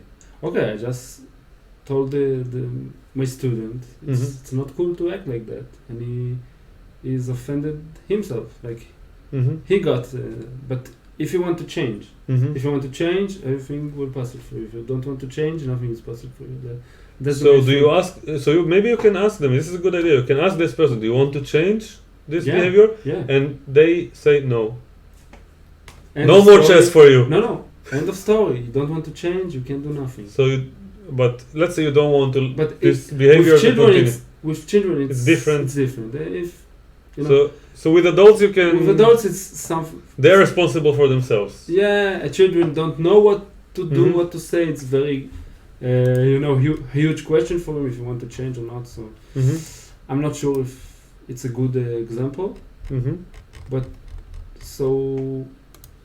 But people who are adults and don't know how to lose, yeah. Yes. And then you ask them, okay, are you okay with your behavior? And it's like, yeah. What's the problem? Fuck it, I lost, so I can do whatever I want. I say, okay, but you can say that you offended someone. Says, I'm okay. End of story. You can change people who don't want to change. That's the. Okay, that's a good lesson. Yeah. For those who are with us. Okay, let's back to the games. Yeah, knight h2 was played, preventing this h5 move. Oh, it's really happened. Yeah, okay. Yeah. Preventing the g4 idea. G5. So g5 happened. I said it earlier. Yeah, g5 was actually played. Thank you. Knight h2. Immediately. Yeah, it was a nice defensive idea by Maxim. Now the question is what black can do to continue their plan. I don't know. Maybe king g7. Oh! They just played it. Maybe people think about the delay or something that we know everything. No, it's just Okay, good for us. just a happy coincidence. You know, I never do it. I never look on the live games. Never, ever. I just look for afterwards what happened, like in 2 minutes. And this is a new thing to me, to actually think about every move. Yeah. And it's not easy. Yeah, it's not easy. And then we say, we're playing in the level, so it's... Yeah, we can find some moves that they do. That's the tricky part. But we can also miss a lot of them. I had a coach who said, everyone knows how to make moves. Like, even like, a low-rated player know that, okay, queen h5. Like, you see immediately, queen h5. You know? Everyone knows to make moves. So, one of the best tips I got is like, let them think about a lot of moves. Let them have a choice. Yes. Because if they have a choice, they will think. They will think, and they might regret what they made. Yeah. And they might make a mistake. Of course. Usually they make a mistake because every player, if you have like 4 or 5 moves. That's why I like prophylaxis so much. Yeah. You told me that. And you told me to work on my prophylactics, and I worked like 100 exercise on prophylactics, and that's changed my whole perception of chess. Like I just went, okay, let's attack, like knight h2 with prophylactic, yeah, because you saw my nature, like bishop c4, b4, let's attack. You want to attack? Let's fight. Yeah. But then I said no, knight h2, and then black is like, oh, I don't have nothing. Yeah. Did you realize that we saw the move actually happening on the board? I think it's the first time in the stream we actually see a move. Yeah, you make it. We saw a move. Prophylactics, all you out there, work on your prophylactics. Let people think. Let them get low on time and lose energy. Yeah, it's very important. And you can also think while they are thinking. Also, yeah. This is a nice thing. So king g7 is a good move, but I cannot really express what black wants. Maybe rook h8 sometimes, but there's queen h5. So maybe h5, maybe h5 immediately. And after takes. So let's just make a random move. So h5 and after takes g4 or something. No. And trapping the queen. Oh, also. No, I can take. On f5. Take on f5. No, come on. G4 is not a move. Of course not. But just wanted to. So what else? Yeah, rook h8 and g4 later. Yeah, that makes sense. Something like this, but it's still not enough. Usually the queen at d8 going to h4, and here it's not happening. So h5 is one idea. Yeah. Another one is king g6 and h5. Don't believe. This I don't believe. I don't believe this move. Don't believe. This I don't believe. If he beats Hikaru Nakamura, I buy his cream. I ask him where he bought cream, and I buy his cream too. Yeah, he's the best. And so king g6, h5. Okay, I want to take the pawn. b5, d5, weak pawns. Why not king g6 though? It's a nice idea. Because what you want to play? h5, g4, and then your king is more exposed than mine. It's not. Are you sure? Let's make some moves. Okay, that's a bishop c4, king g6. What do you do? What to do now? h5 coming. And what? And g4 and g4 what? Yeah, coming. And what? Rook h8. Don't believe. Okay, I have a file. Queen a4. No, a4. a4. Alright, let's say I have the a file too. Queen. I think after h5 and g4, black will have good compensation, and maybe he will also collect the pawn later on. What about sacrificing? Yeah, let's see. No, it's not. Yeah, bishop b7 is very good because you get the e5. Why immediately? Why not immediately? Bishop b7. Even. Yeah, also possible. King g6 was played. No way. It's on the board. No way. It was played, my friend. Wow. You raised it. Oh. Namaste. Yeah. What about the corona? We didn't talk about it. I'm sure we'll get there. We'll have time. It's inevitable, you know? Yeah. It's like the subject is infectious. Not only the thing. I don't believe in the corona. Don't believe. Don't believe. Maybe some tricks. Some tricks now coming. Don't believe. Yes. Okay. What about g4? But What about g4 here? From right? g4, Yeah. f4. Now this is good for me. Why is that? Now rook aj to h5. This knight I want is the knight on e4, so good luck with that.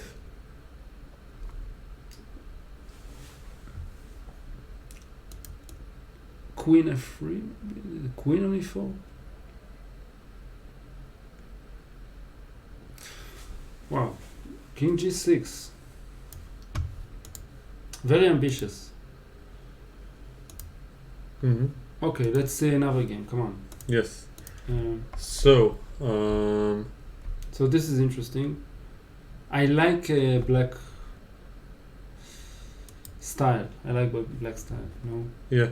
he's a pawn down, but look at the pawn structure. It's better for him. He's got some attacking chances. The bishop. When the bishop in a8 will come back, you are losing. Mm-hmm. That's the idea. Okay. So king g6 was a good move. Let's move to board 1. We spent a lot of time on this. Yeah. And rightly so. So You have some comments in the. I don't know, like How it's we have working. this thing on the main screen on Lichess, but Yeah. for some reason when people press it, they just see the broadcast on Lichess and they're not automatically joining the stream. So And from YouTube. we have 12, but I think we have more of them judging by the amount of comments, but I don't know. We'll Okay. see. I like 12 viewers is a nice amount. It's like a classroom. Yeah. I mean, if they are here together, they won't get infected. You know, it's still within the Yeah, nice margin. So he sacrificed an exchange, like we said. Yes. That's it. So after knight b5, they played a6. This Yeah, was the last okay. position. Rook e6 first, bishop f4. Mm-hmm. So now a6. Why is that? Knight c7. Let's try to think. This is the position on the board, and now Wow. it is black to move. They probably want to take on d6, but under what circumstances? Okay, there must be something. This is a bizarre. Maybe form. rook e4. Yeah. I mean, it's 4. It's magic, This one was yeah, okay. this one was easy. Yeah. Okay. Oh my God. Three in a row. Like. Yes. You know, I have this thing when I like to make silly jokes, Yeah. but sometimes I say things that I don't even know what they mean. So it has nothing to do with chess, but I have a story that maybe I shouldn't share with everyone, Okay. but I will. Only with me. It's okay. Because I mean, no one is watching. Only with you 13 people. What about this? So It's look nice. yeah. No, it's not very good. So I was younger when this Okay. story happened, and I wasn't. My English wasn't that good. I didn't know what the story meant. I'm actually surprised that we don't talk about chess at all. No, that is the commentary. Also, that's you know, Gustafsson that's the Swindler. host. That's They speak about video games, about TV shows, you know, about other stuff. okay. I like that. So there was something. So I was walking in a hotel hall, Okay. and I met a girl, and I asked them, what's your name? And they said, easy. And I said, I'm hard. In English? Yeah. And they were laughing very, very, very much. And I just said it to be a smartass. I didn't realize what it actually meant. Yeah. Easy. Yeah. And yeah. But that would be excused by my English. Yeah. And to this moment, Rook e4 still holds water. Bishop h2 because of the variation. Bishop h2 because now... Can you show the variation that I just Which one? showed? After takes. Takes On a8, takes on a4, and there is... Yeah, the knight is slightly... Rook d4. Rook Okay. d4 is very important. Yeah? This, yeah? Yeah. I'm not sure if... Even taking... I'm not sure if this is the only way. What else? What else now? I think knight move. The knight can jump around. Bishop d6, and now dark squares are loose. Interesting. Wow. Yeah. But he didn't play it. He played bishop h2, and now we have to probably come up with a follow-up. So rook c8 makes the most sense. I don't want to give it up. But this doesn't look so nice. Also, rook b8 threatening bishop f3 and rook d4. So white has to be very precise. I'm not really... Also black. Yeah, but I mean for black it's just forcing. White Black has is to a big justify having played d6. Yeah, black is already very low on time, so they have like these 3 candidate moves. You told me all of them kind of make sense. You told me once that after 20 moves that I need to have 45 minutes on my clock. Here they have to have 50 minutes 50? because they start with 100 minutes. Yeah. So they have to have 50. Yeah, because in the opening you play quickly and you have the time control after 40 moves. So you want to have at least half your time for the remaining 20 moves. And here it's just move 18 and is already below 30. But is... Wait for it. Below 36 minutes. Yeah. But is standing not so bad.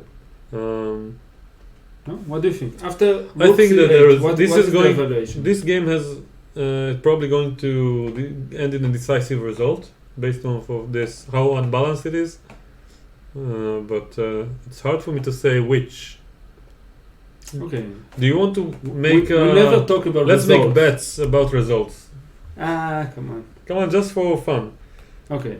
You take pick one result But for we each need game. to do it before the game. No. I mean, it's fun based on the position. Okay. Okay. So here, Yeah. I think white will win. Even though I said it will be decisive, I have to pick a different result from you, so I will say a draw. Okay? Oh, you have to. That's okay. what I invented. You start and I have to pick a different one. I guess here's a draw. So most Come on. Okay. Here I will take your You can try. suggestion. If I will say something we're going to win is black. I don't Yeah, know but why. I will say a draw as well. Here.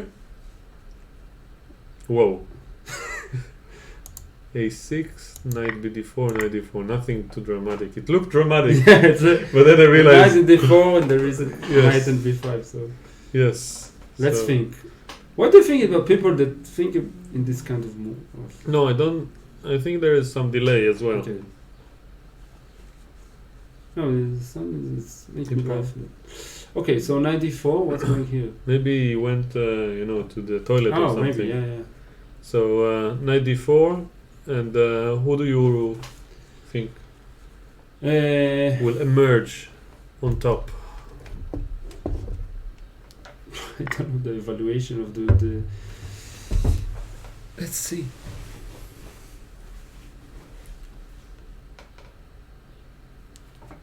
I think draw. Draw also makes sense. King h7. Draw also makes sense. But I like white a little bit here Mm-hmm. because of the weak pawn on d5. I love to play against the weak pawns. I Mhm. never play with isolated pawns. Never. Never. Wow. Never. Like if Never. I have a chance, But if you have to, If I have to, okay, but yeah. But you don't I like. like to play against, Uh-huh. and like I thought it's always good. Then I played against some master, and he איך הוא קרא אותי, like he Tore you to he told me pieces. today with the knight e4, knight c4, When you yeah, and said okay. So then I understand there is a dynamic there with the isolated pawns. So I'm Mhm. more prophylactic Yes. from there, but still I have to play against it. I'm an optimistic player. I love the two bishops.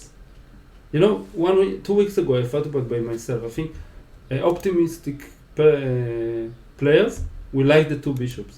Yeah, yes. because maybe somewhere in the future Yeah. it will be better for them. So they have a chance of a good future. So if you like knights, maybe you're a realistic person, Mm-hmm. and if you like bishops, you're an optimistic person. What do you think about that?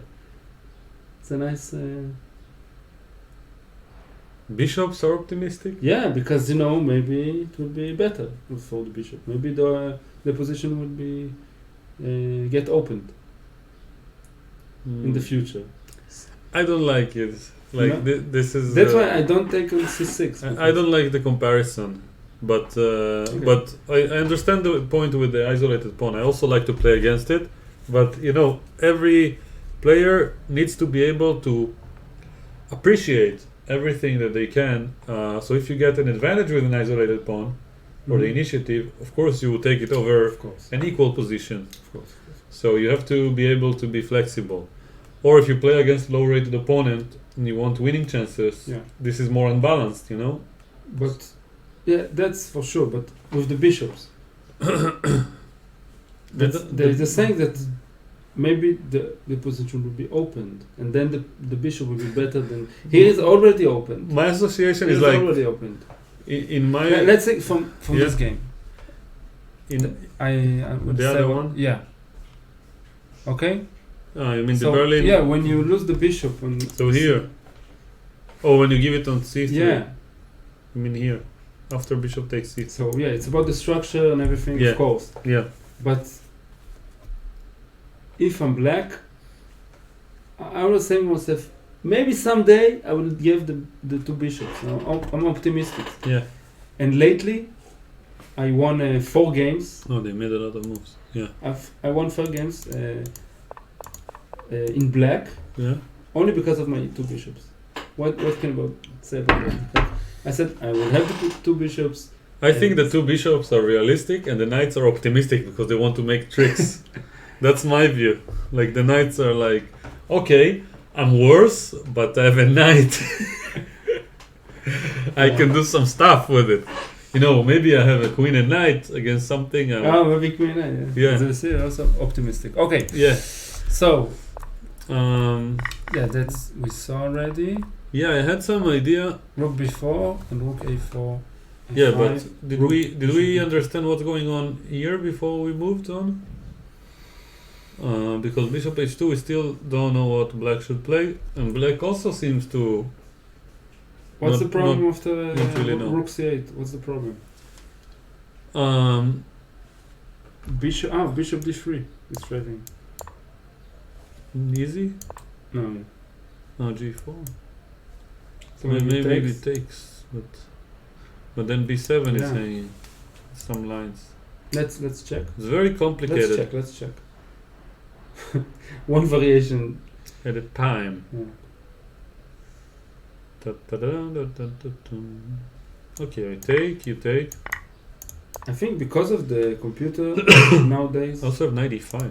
no one is This is interesting. actually Thinking. not thinking but analyzing. Mm. Because what there is to analyze? Let's put the computer on and see the answers. Yeah, but some smart person said once that not about chess, but in general, some philosopher, computers are useless. They only provide answers. Yeah. Yeah. Kasparov said, I think. No, he Mm. quoted it in his book. book. How Life Imitates Chess. Yeah. That's a very good quote. Very good quote. Yes, and questions are of the essence. So here, You need to ask some questions. like here, if you know what questions to ask, you can come up with some good moves. So, for example, what is the opponent's threat? So after rook d4, we spot g4. That's how we come up with the bishop f3. Otherwise, it doesn't make any sense. And now again, what is his threat? He wants to take my rook, but he also has this, and I have to act quickly. So I consider this move Yeah. to get rid of this bishop with tempo and to put pressure on the d6 pawn. So It's look very good for yeah, so bishop d3 doesn't seem like the most convincing move to me, but I don't have any better suggestions. So maybe just moving the queen somewhere. What about the I don't know where. d3? Yeah, but then can still take and go 95.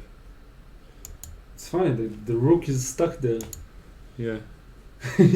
like I'm searching for tactical ideas for white because like a striker in football. Like he's in Yeah. the head, like so the best here, player. I think that after rook c8 he has to come up with something.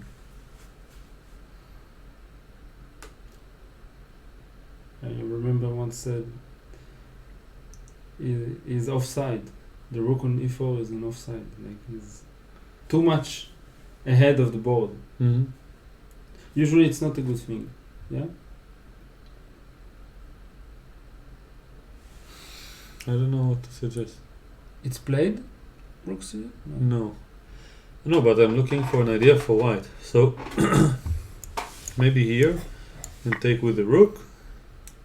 Yeah. But I don't see a follow-up. Doesn't make sense. So what does Fabi want here? Yeah. Knight somewhere. I don't like white. That's what I said with this. It's a very committal move, and you have to justify it. But look, he has the bishop h2 protecting this pawn. Mm-hmm. He's alive. The knight on c7 is don't do nothing here. It doesn't seem logical to me. So anyway, bishop h2 is weird that I don't see what to do, but I don't understand why black is taking so much time. Maybe he sees something we don't. That's why I want to keep thinking. Like here, Sometimes we maybe g4 is the idea, because that's my whole problem is that my pieces are stuck. Yeah. So maybe if I start with g4, then now I'm like keeping this pawn here. You don't have knight e5 ideas, you don't have bishop f3 ideas, and in this position now I suddenly feel a little bit more secure because your rook is trapped. Very soon it will be. I mean, not now. Bishop d3. Even Bishop this, D3. Why? because bishop d3 after rook e3, being pressured to exchange it. Takes. I don't think you will manage to trap my rook, but And the pawn structure is not good. I mean, even if you do trap my rook, for example here, I have an idea. Rook if- Actually, I have this nice idea. Wow. Yeah. So I don't know. It might work, but I'm just thinking this is much simpler, and I just want to bring the rook, and black is almost paralyzed. Like, it's funny how things change. Like if you don't manage to No, that's the thing. to The re- positions.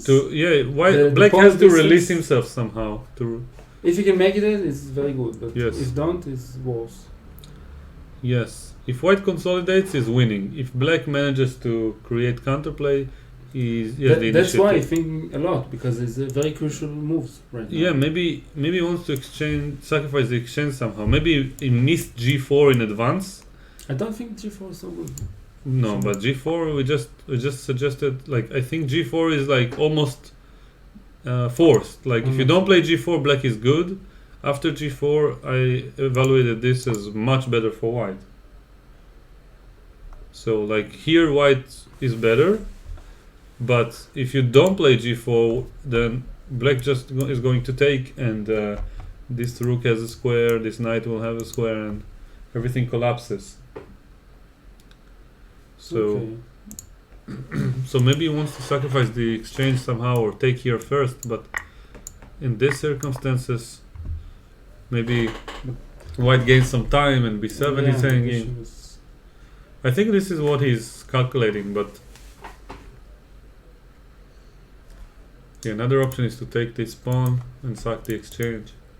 Yeah, also a tip for the audience. Can you another move? Yeah.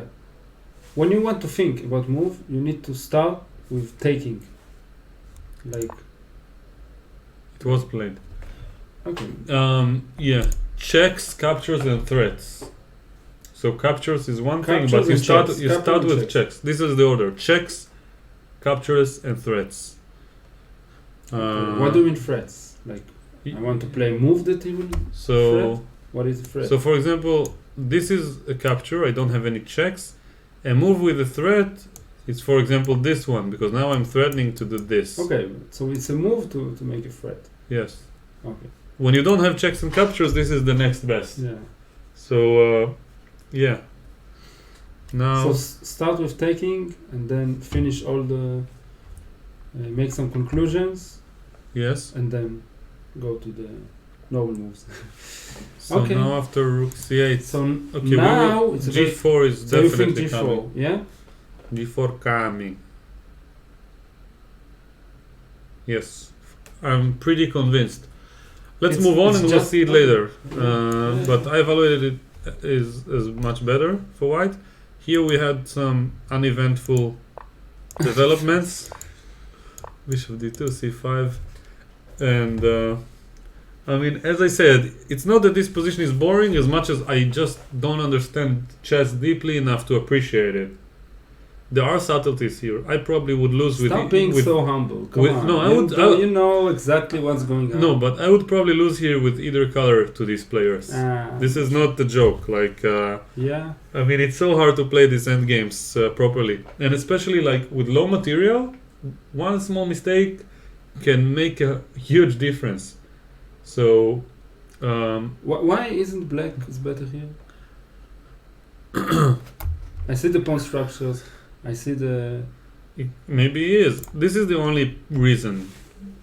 This and that, but besides these two things, If the bishop go to c8. so if the king is here, the rook is here, and this pawn is not hanging, black is much better. But it's not hanging. It will be. I mean, if you get the rook there, knight f3. No different. Yeah, the rook here Oh, is so the is pawn with guarding. h4 is the problem because Yeah. the rook need to stay to guard him. Okay. yeah. Mm. So Why to play h4? Because it didn't want to g4. yeah, g4 is a very important plan for white. Okay. Followed by f4 and f5 and so on. No, they played rook f4. You played it? Just as I was pressing the square, it looked as if I was doing it. No, Not this time. not this time around. Okay. King h7 is still on the board.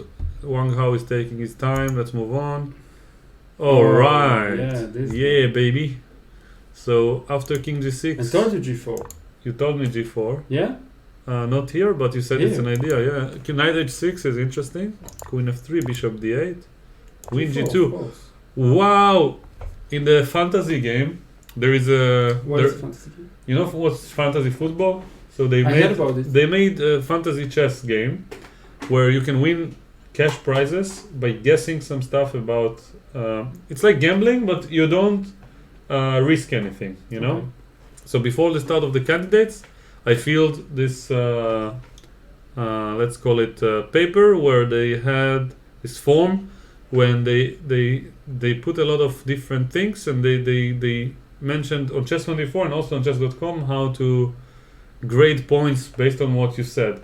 So one of the things there was asking which move do you think will be played the most. Each time it's played you get like, I don't know, a point or 5 points, I don't remember. So they said like knight c8, they said king b8, If king you- king b5 and if you stuff s- like that, And one of the moves was queen g2, and I checked queen g2.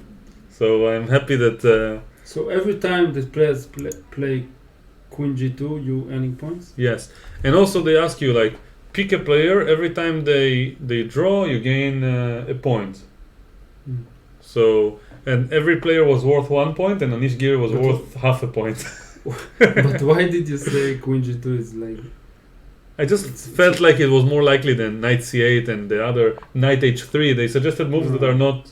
But queen g2 is very... rare. All of them are rare, but yeah, this time around, with Vashier around, it's always possible. So, yeah. Queen So G2. I'm gaining points. And also they asked... There is a lot of time queen h1. Yes. They asked like... they had many funny questions, but I don't remember them all. But one of them was about... pick a player who will have the most long castles. Stuff that are silly, you know? Yeah. Yeah. Okay, so what's going on here? Yes. Why is the knight went to h6? But to defend f5 and to put pressure on g4. But then he played f4. After a few moves, because queen g2 was threatening stuff like this, I imagine. At least as an idea. So f4, and now the idea is probably knight g8, knight f6, and then after these three moves, black will probably be very happy. Yeah, so he's not going to go back to f7. Yeah. So this is where I want my pieces. Probably I will find a bad square for the bishop and just try to exchange rooks, and yeah, black should be fine. So let's move back to board 1 where all the action is taking place. Thank you very much. Yeah. Good yeah. for you, man. Thank you, sir. I'm in the right field. Yeah. Commentating for What about 13 friends. Hi, mom. What about sacrificing on g4? Sacrificing on g4. I don't think it works.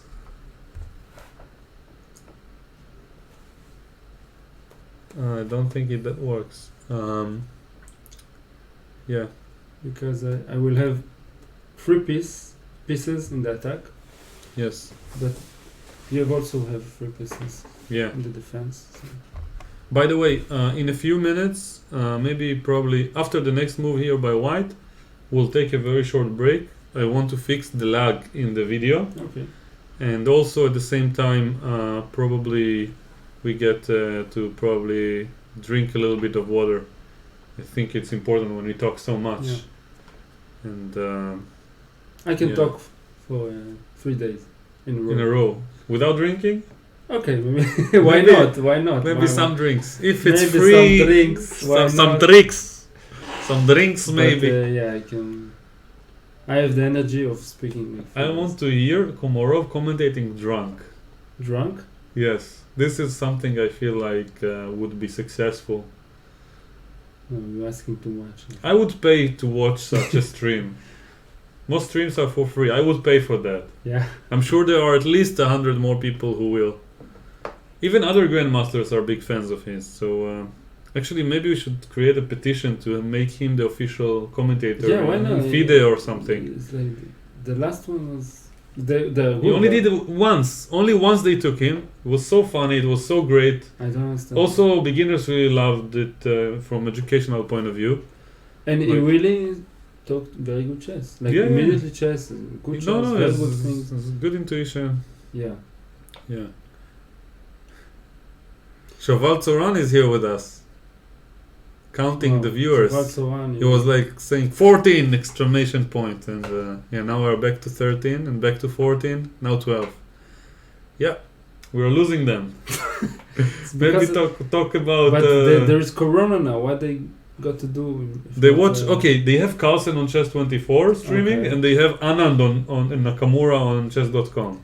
Okay, And- they're not so And bad. they have probably Dubov and some other strong players on the official stream, which is also good. They have video caption of the players. And here we have, friends. We don't have that many friends also, apparently. So, but we will fix the lag after the next move. Okay.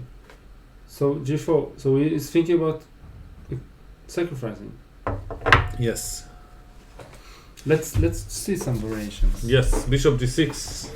No. That's not interesting. Okay. Keeping the knight. Let's keeping the knight and g4. Yes. And now I'm threatening. Yeah. Yeah. Okay. Maybe queen f6, queen g6, something like that. What to do? What to do now? 15. I'm not afraid. Knight d2. Knight d2? Yes. Queen h4. Queen h4. Yeah, no, that's knight the d2, no, knight d2. Mistake. The knight. Bishop f4. You take and queen h2. Yeah. Never mind. No. The knight is a very good piece. Bishop d3. You want to take this, that. Okay, queen d3. Queen d3.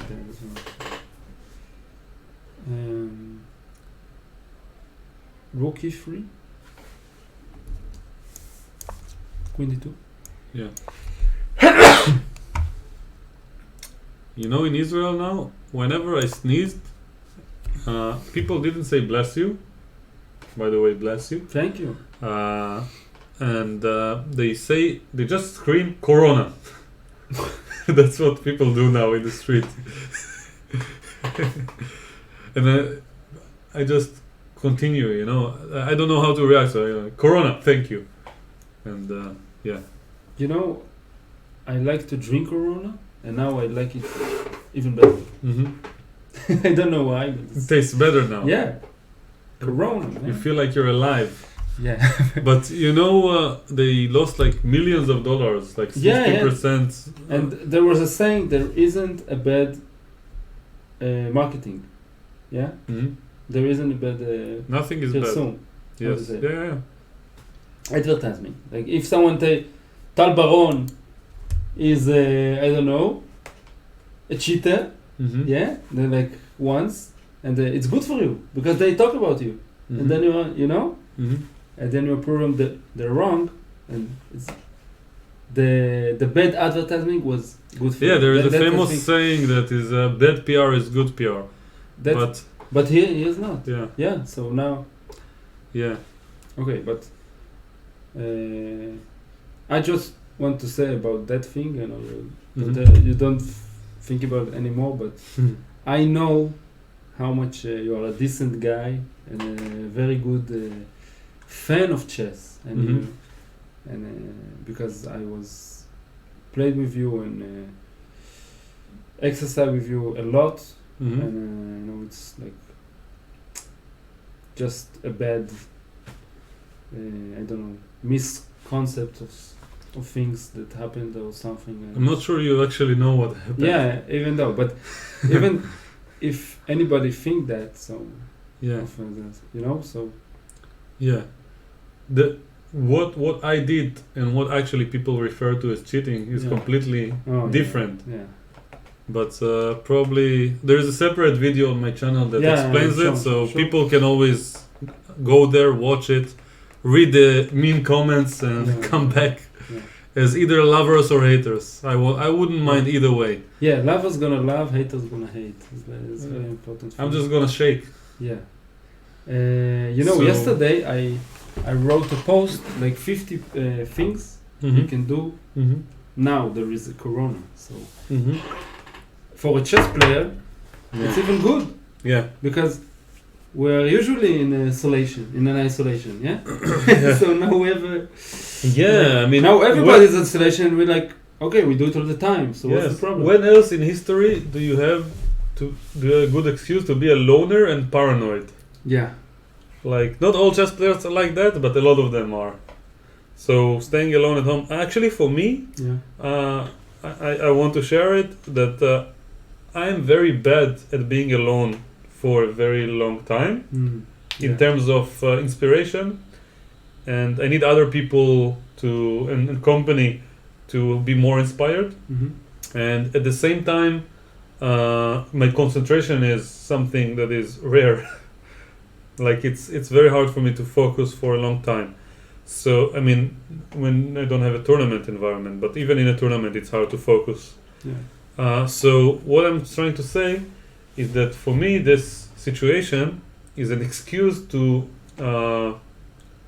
fight with my demons, because I can just sit a lot of hours at home and try really hard to concentrate and try to appreciate this quality time, which I'm supposed to do anyway, but I just don't, because like I'm always searching. Like I can spend a few hours studying, but I will always find search some for a friend to do something with between sessions, so that I maintain a high level of motivation. It's like now people have the excuse to think, to have to be relaxed. You have the excuse, like in Israel, you know, they're saying that people really like stressed all the time.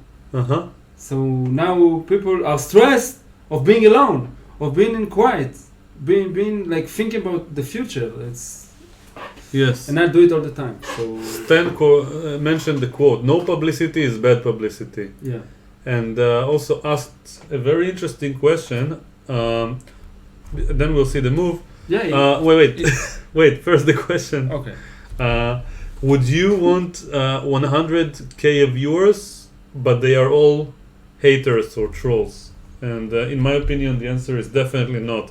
One of the only reasons that I'm actually doing what I'm doing is because I really love chess. And chess has done a lot of great things for me in my life. In a way, it's protected me from a lot of things.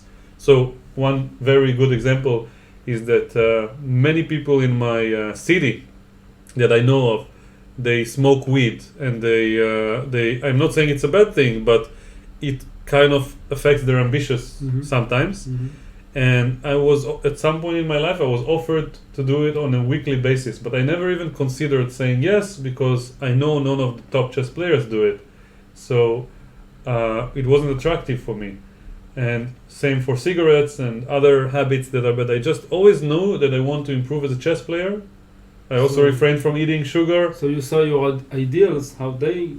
Yes, so my ideals were shaped around the chess player's mentality, and it protected me from a lot of things. I don't know if I would be disciplined enough otherwise to avoid them, because it's very. I mean, I think like I can get addicted easily to things, and the only thing that caught me so far has been chess. So being addicted to chess is much better than anything else that wastes time or might be self-destructive. So back to the question. I love chess.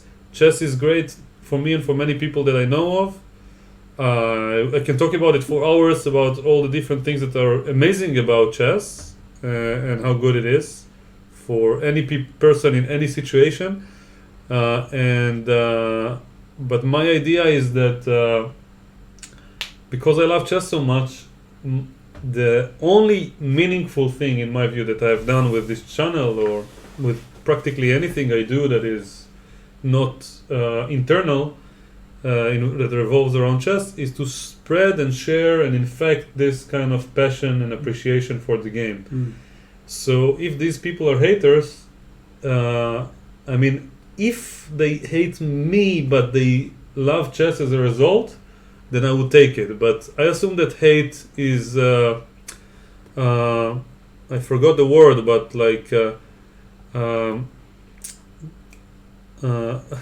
aflaya in Hebrew. So it's like so that when someone is being hateful, they don't discriminate.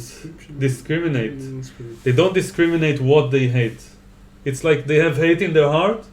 So it's not like they hate me and they love everything else in the world. So they would probably be hateful towards their losses in chess, towards their opponents, towards whoever, their failures. And I wouldn't like to attract this kind of energy to my life.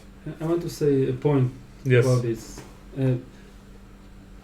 Haters gonna hate, and in other days I felt, oh, why they hate me? Why they said that? And then I took to God that they are bad, and then I said, okay, they hate because they don't have enough love in their life? Well, it's one thing. It's one reason. Yeah. It's not the only one. Yeah. I want to share a story in this regard. So, one person who happens to be a religious Jewish person wrote a lot of bad messages to me, both in the comments section of my YouTube videos and I think on Reddit. I don't remember where else. Just was spreading a lot of let's say bad things about me. Yeah. Because he heard that Maxime Vachier-Lagrave called me a cheater. That's what he heard. Mm-hmm. And he also wrote things about me shaming the Jewish people. I don't know what. It was very patriotic. And then I didn't say anything. One time he wrote me a personal message on Facebook and I responded.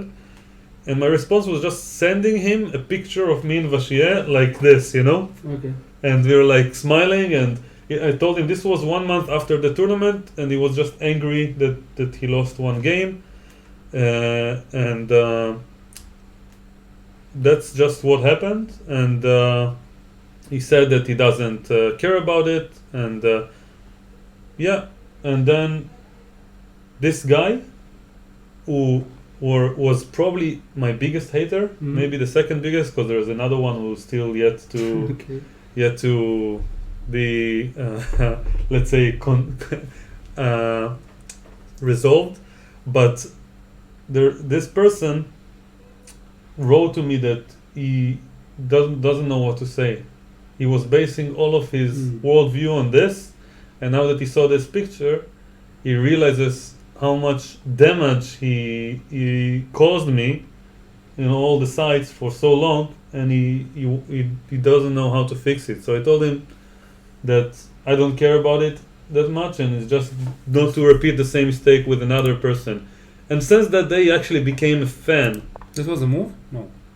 That played? Bishop takes g4 was played, so maybe do it one by one, yeah?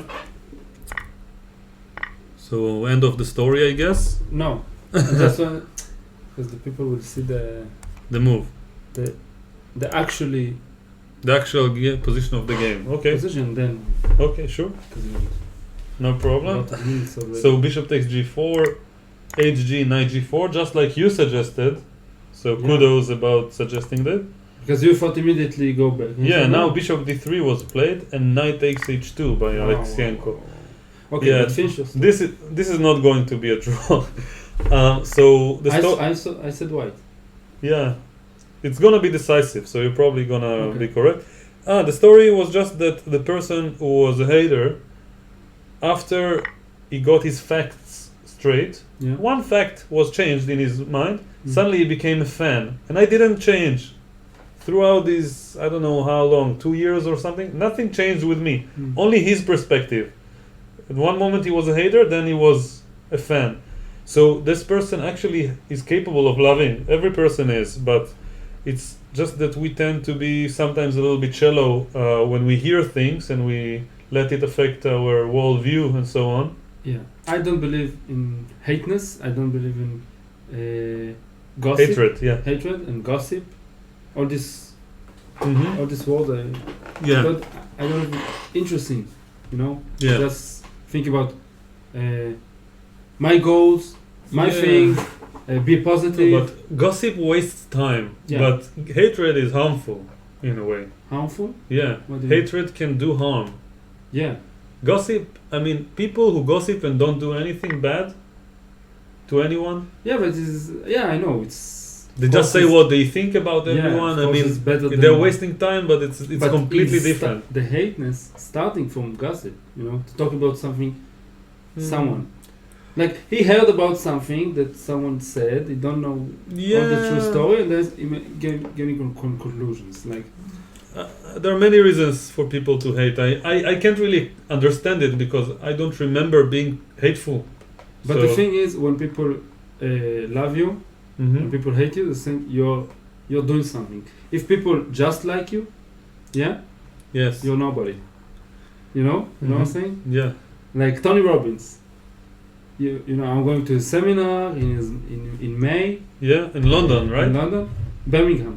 Yeah. I don't think it will be happening Yeah. with them Yeah. nowadays. But a lot of people in Israel, when I talk about like, yeah, Tony Robbins, hey, it's good, but it's all this crap, all this thing. I said, Yeah. wow, even if you're the best, Yes. People are some gonna- people are will gonna say, hate. yeah. And then I Yeah. said, okay. Now I understand Yeah. that if people have a bad think about what you do, it's Yes. good also because there will people will love what you do and you will Yes. have customers and audience and all these things. So The- the thing is, Yeah. if people like hate you or some people, then it's like you're on the map. You Yeah, know? there's a nice quote on this regard. Yeah. I don't know how to say it exactly in English, but Yeah. it's nice. If people talk about you, you're alive. Yeah. If they talk badly of you, you're successful. Yeah. If they talk well of you, you're dead. Good. Wow. Wow. That was good. Wow. They speak of you kindly. Okay. So after G4, if black will go to G6, we saw it already. Maybe Queen D2, Yeah. something like a slow thing. And Yeah. And rook D1. D1 and and, white is almost winning, I think. because So this is why black was thinking Yeah. for so long. He wanted to sack the piece. yeah, like Bishop takes G4.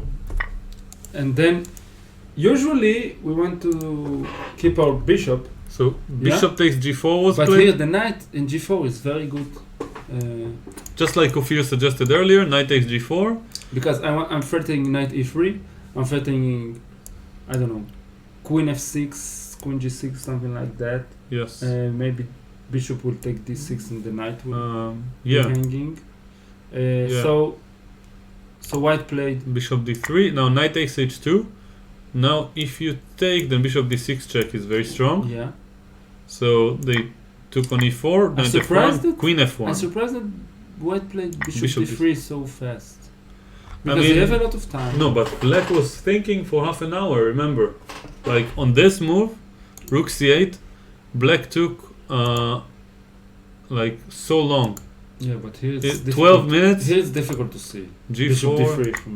and it took 10 more minutes. So no, but here No, I think here he was thinking of. Fabi took Yeah. like 7 minutes, and then his opponent took 10 minutes. So in this So 10 minutes, he was only calculating bishop G4 because there's nothing to see Of course. after bishop G6. So here again, HG was played instantly, knight G4 was played, bishop D3 was played after 3 minutes because Fabi is one of the best calculating players in the world. I want to say calculators, but it doesn't sound right. So he is calculating very quickly and very precisely, and this is a forcing line. knight. What knight E3 and rook G4? Let's see. Knight E3. You First can of all, I take- can yeah. sack the queen, Let's see. Let's check. but I have so much material. I mean, this must be winning for white, but Look at your bishops. yeah, but also I can just move. I don't see a problem. I have a check maybe, but it's on the check. No, I think sacrificing the queen is very convincing.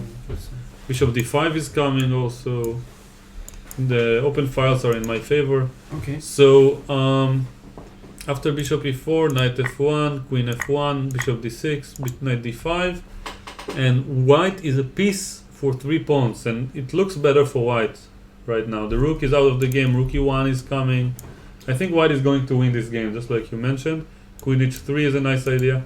So, But I have also something, yeah, with the bishop in the dark squares, yeah. like knight E5, for example. Knight E5 in this position. Yeah, it's an interesting move. Because But what do you do here? no, F5. This is an idea. Also, yeah. I can actually try to do this. Check, check, Wow. and take. Take, check, knight, and yes. Yes. This kind of stuff.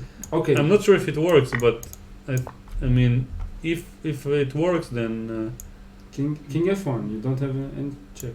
yeah, perfect. So knight D5. White is very close to winning. Yeah, white is there. And I think- also 1 time, Yeah. 1 hour up. What? He has more than 1 hour. Yeah.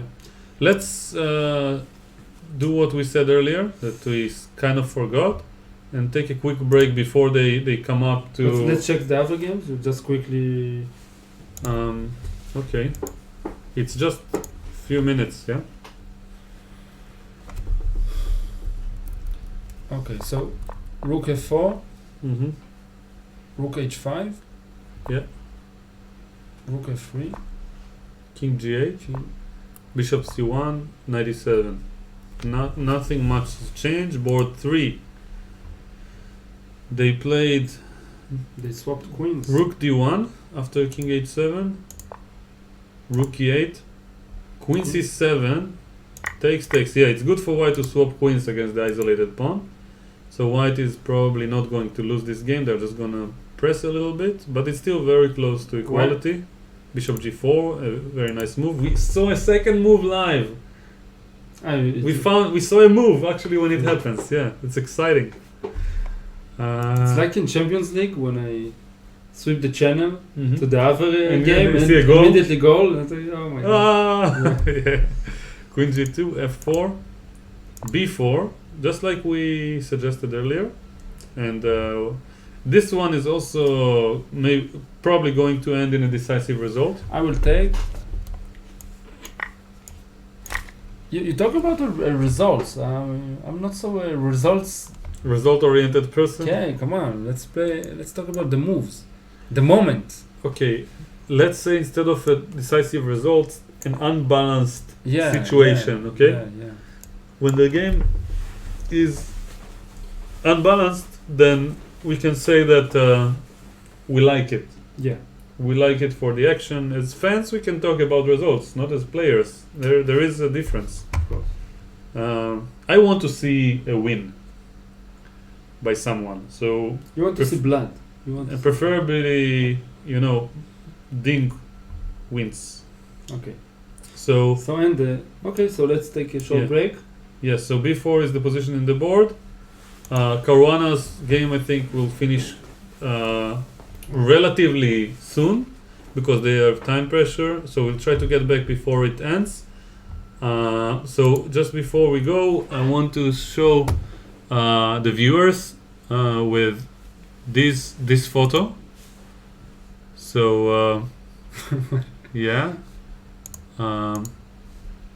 I didn't prepare it properly in advance, so nobody needs to donate now because we don't have a goal. And yeah, so in this photo you have some pictures of famous chess players from the present and the past. And excuse me for ruining the stream and how the setup. Yeah. But you can watch the pictures of the players and try to see how many of them you know, and I will reveal the solutions at the end of the stream. So there are a lot of famous players here. All of them are either world champions or very, very close to it. So let me know how many of them you think you know in the chat, and we will be back very soon. So don't go anywhere.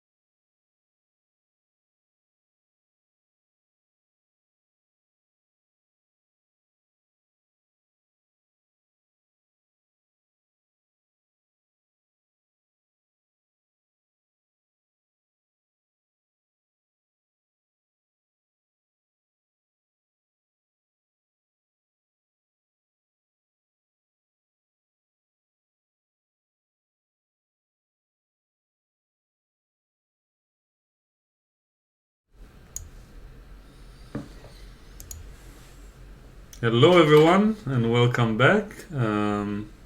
We have some developments as we can see in the position, and Rook G1 on the board. Ofir is here with me, and let's delve right into the position. Or should we actually ask the people? Yeah. Feel free to mention in the chat how many of the famous chess players and legends have you recognized, or do you think you've recognized? And I will reveal the answer in a few minutes time, or maybe after the next break if the games will last long.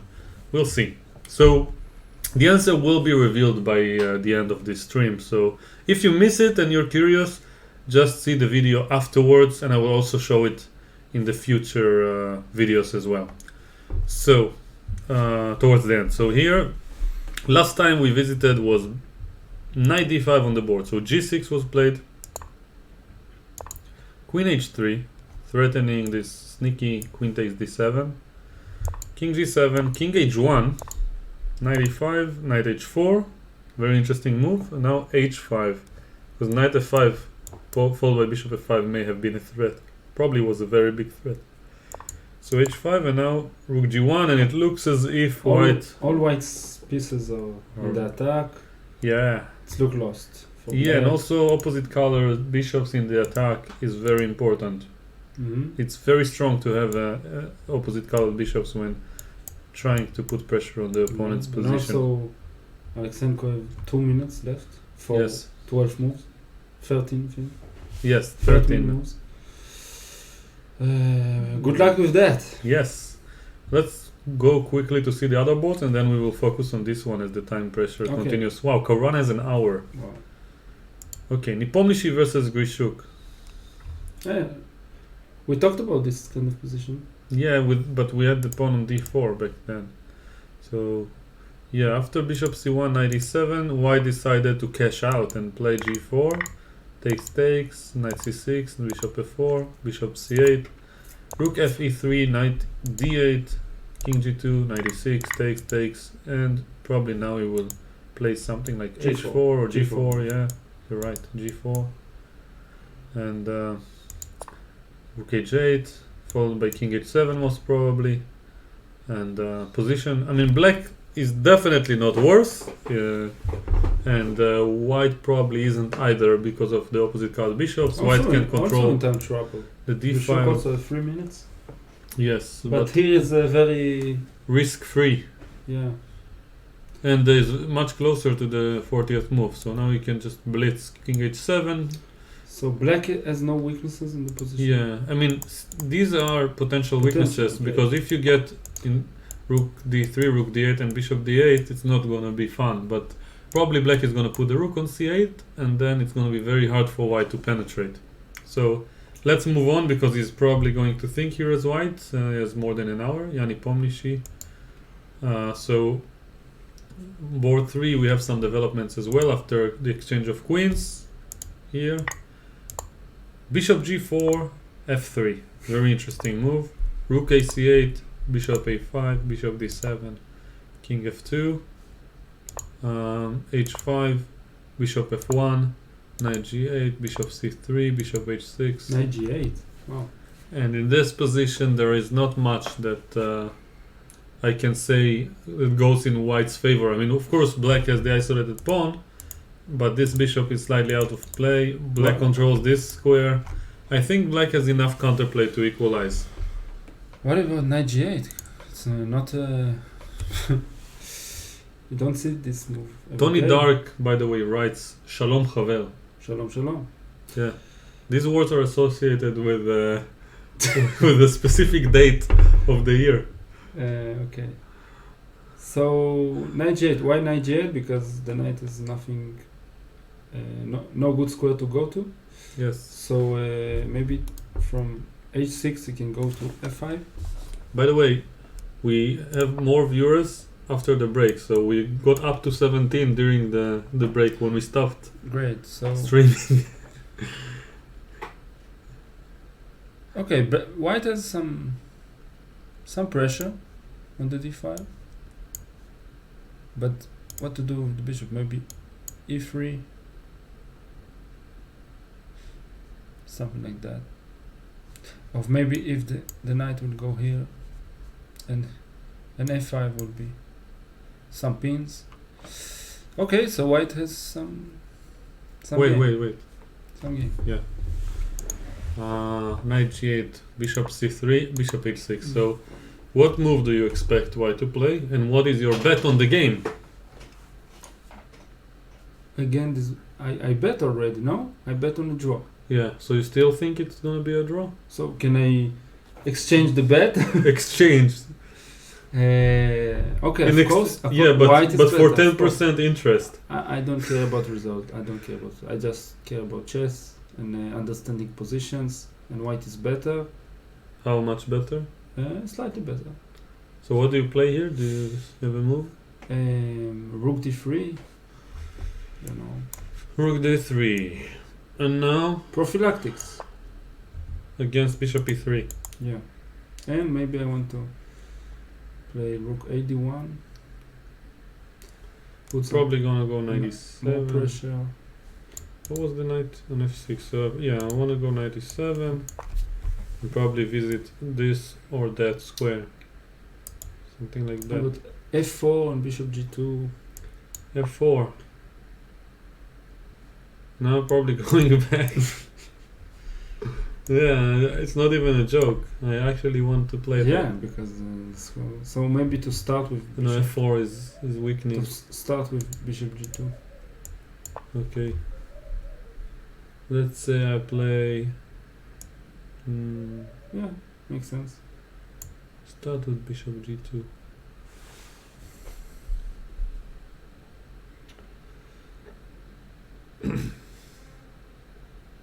I like white here.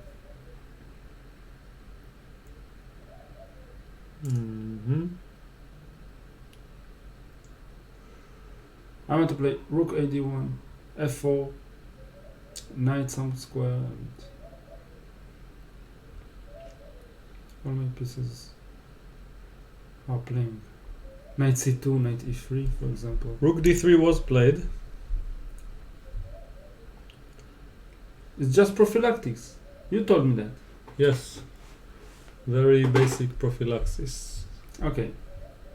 Let's see the last game. I expect 97, but I don't know what to play after bishop g2. Let's see board number 4. Oh, let's check. Let's see. Go back a bit. More, yeah. After b4. So- We stopped after b4. Wow, a lot of moves were made since. These two players are actually far from time pressure. Yeah. Bishop b6, queen e4 check, king g7 takes, d takes. D takes, why? He wants to get the d pawn. Wow, D takes. Knight f3, knight f7, bishop c3, bishop c7, b6, bishop b8, queen f5, queen takes, g takes, king f6. What a position! Knight d2, rook d8. And now it seems like both players could potentially be better, but for the moment white is 2 pawns up, right? Or no, 1 pawn up. But he has so many weaknesses. But he can win c5 pawn. Yeah, in exchange for f5. And now also D5. bishop d5 is possible. Yeah, only move, I think. Probably, yeah.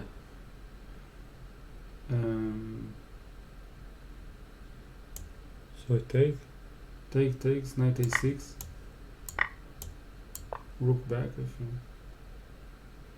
Once you play black, you never rook back.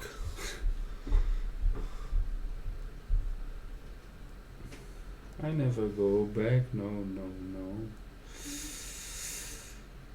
I read in a Gelfand book that Fischer was never going back, only forward. Interesting. Yeah.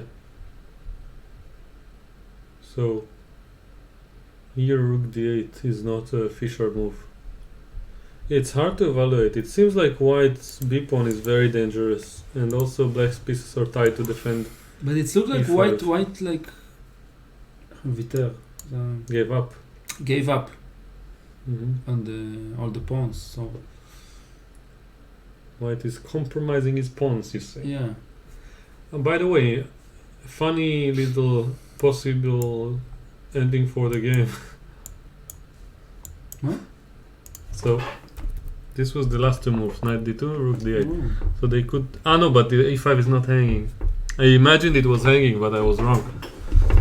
The black doesn't have to defend it. So why did he play rook e8? Earlier? No, the rook was there already Oh. for a long time. Okay. So in this position... So this is the current position? Yeah. Okay. So one option that is interesting is b7 and rook b1 with some mating net ideas.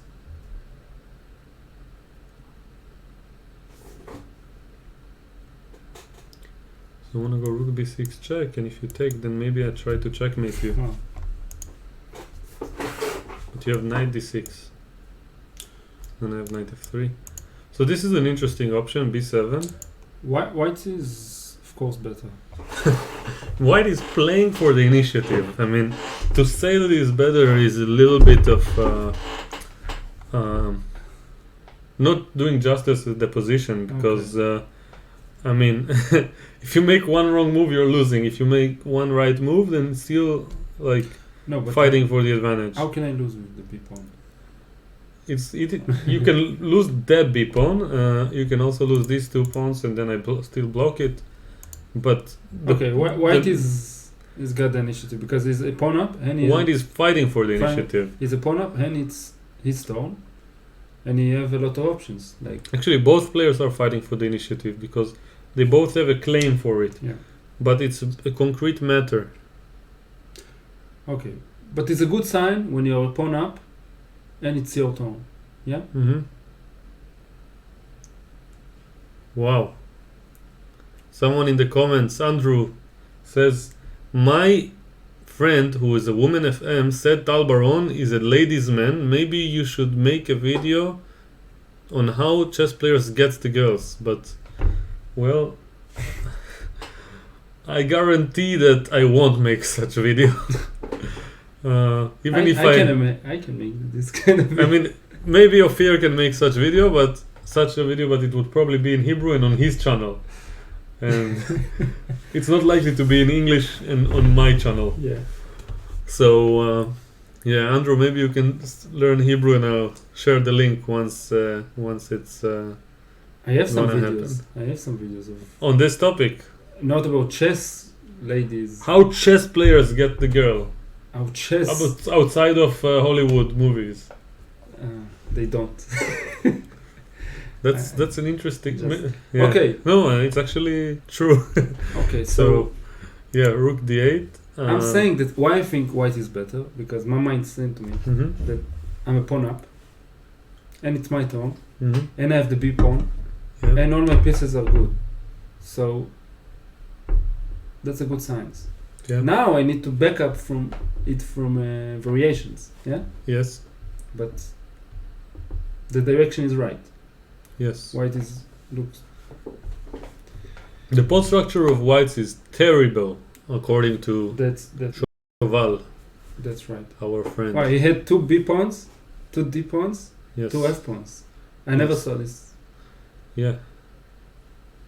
That's, it's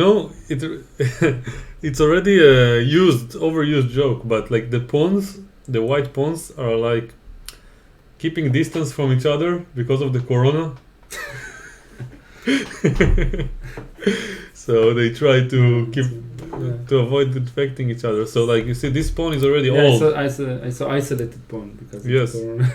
yes. So here, after rook d8.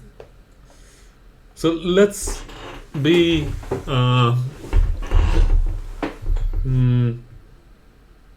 focus on one particular thing. Candidate moves. That's a topic we didn't cover. So the first of all is knight e4 because it's a check, and then is bishop takes e5 because it's a check and it takes, and then we just immediately eliminate it. But we need to think about it. Okay. Yeah. Afterwards, it's rook a1 because it's a threat. Okay. Yeah. It is a threat. It's your theory. Thank you for the credit, but I learned it from after from that a it's- coach when I was like 12. But But winning. yeah, After that, it's b7. and probably he learned it from his coach. So b7. Bishop takes and rook b1, like you suggested. But I don't like to lose b pawn so fast. I mean, it's a question about candidate moves. Okay. So b7, is it a move you would consider in a game, or you don't even consider it? Okay, I need to consider it because of rook So you b1 can after. eliminate it, but you have to consider it. Okay. Another move that produces a threat, This. maybe rook b1. Yeah. But then, of course, they take on d5. So I'm Mhm. not sure if that's actually worth thinking about. But this is more or less the point.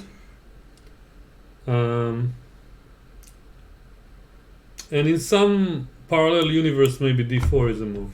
Not now, but these are the moves you need to eliminate. So d4 can be eliminated pretty quickly. Yeah. Same applies for rook b1 because of bishop takes d5. Then we are left with these three. No, So- you can say that I'm going to lose d5 anyway, so I know what the rook would be there. But Yeah. then the bishop on b8 is. Yeah, so let's start by... Oh, d6 was played, so I was just about to offer it. I just thought about it also. Yes, because we said about candidate moves we should create threats. I wanted to mention d6, but I didn't see a threat. Now I do. Like, I want to take here. And he's knight c4. enticing the bishop to take, and only then he probably wants to play knight e4. That's very smart. Oh, d6. No, I can take in f7. You mean now? Yeah. Take on e5? And knight c4. Yeah, but why not this? This looks really strong. Okay, it's an option. I mean, this is almost winning for white. Okay.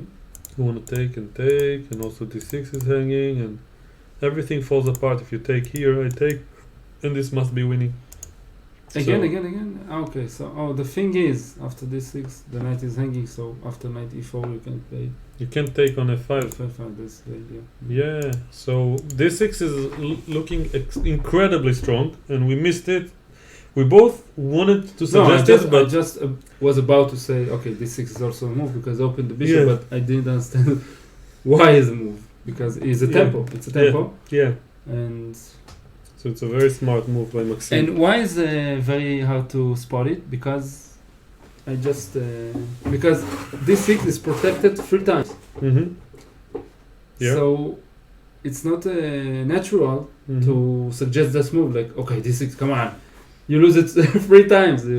Oh, he took with the rook. Is Yeah, I'm correct. So when you see a move that you bring piece to a spot, Forward?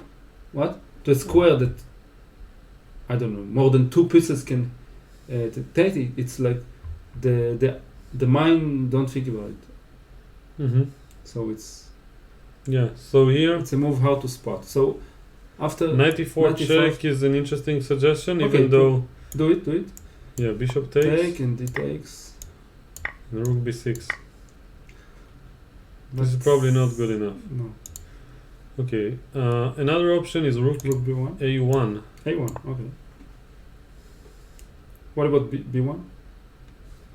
Yeah, rook b1 as well. Okay, let's see. Okay, here only 2 moves. Oh, we can take. This and this. Your idea. Yeah. This Okay. looks strong. Very strong. There is a mate. Is bishop e5 also? No. Just Bishop takes, no? What mate? Rook? No. But no, just yeah, but come on. oh, it's forced. What's fourth about that? Just kidding. I just told you the bishop on a8. Yeah. You wanted to revive the bishop. But to make something to happen, you need to, No, but of course here I take with Imagine. the bishop. of course. And then there is a mate. Told you. Here there is actually a mating idea. F3. And then It's hard to evaluate once again. Check. Take knight. Where? Here? No, I don't know. I don't It know. looks bizarre. Yeah, but bishop Yeah. f7, knight c4 looks like the main idea. Okay, white. Another. I think white is crushing here. Yeah, I'm not sure how, but my Okay, but- intuition. Bishop f7 is the main idea. So, what could it be? Okay, rook a1, so just bishop b7, and what? Yeah. No, I don't understand what next. If I go here, you go here, I just lose time. Vacher is thinking because it's a very crucial moment how to. I may have found an idea. After rook a1, b7, maybe if I do this now. So, sorry, not like this. I want to suggest if I do this now, rook takes d3, bishop takes b8, rook here. I have this idea. Rook d7. And bishop c7, and then b7. Yeah, winning immediately. Not necessarily, because I I take and don't- c4. mate. Ah, because I checkmate you in 2 moves, just like Ofir mentioned. I told you. Okay, I want to say that someone told me that if you want something to happen, you first need to imagine it. Like, You know, Walt Disney said it. yeah, He said, but if you can imagine it, you can do it. you can do it. So that's why I said okay earlier rook d1 because I just imagine. I don't. Of course they will calculate it and everything, but at least it's an option. I can see it. That's the main thing. I believe in it, unlike the corona. I don't believe it. Don't believe. Okay, I think we reached the point. Okay, after we got back to board 1, Yeah. let's continue to board 1. This is very interesting, but we'll get back here because the dogs really don't like this position.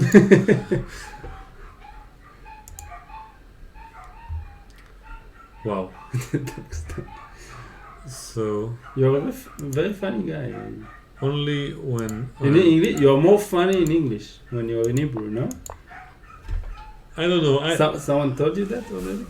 No, but thank you. Because in English you think differently. Maybe. You know? Maybe I'm also funny in Hebrew, but No, you're funny. You're a funny guy, but in both cases I'm not aware of it because like actually when I stream by myself, which didn't happen for like a year and a half, but when I did it, I would be so good and doing things that would just make me laugh or entertain myself, and I never really thought they were funny, but I just like the fact that and now it's the opposite. And people told you, well, you're funny. No. But Okay. yeah, but Caruana here, I mean, crushing. you know, when your moves are so sexy, you don't need to be funny. You play knight f4. Come on, like all of these pieces like are celebrating. 5 pieces in the attack. Yeah, and now knight g4, knight takes, bishop f5, Bishop, why not knight? and he has 1 minute left.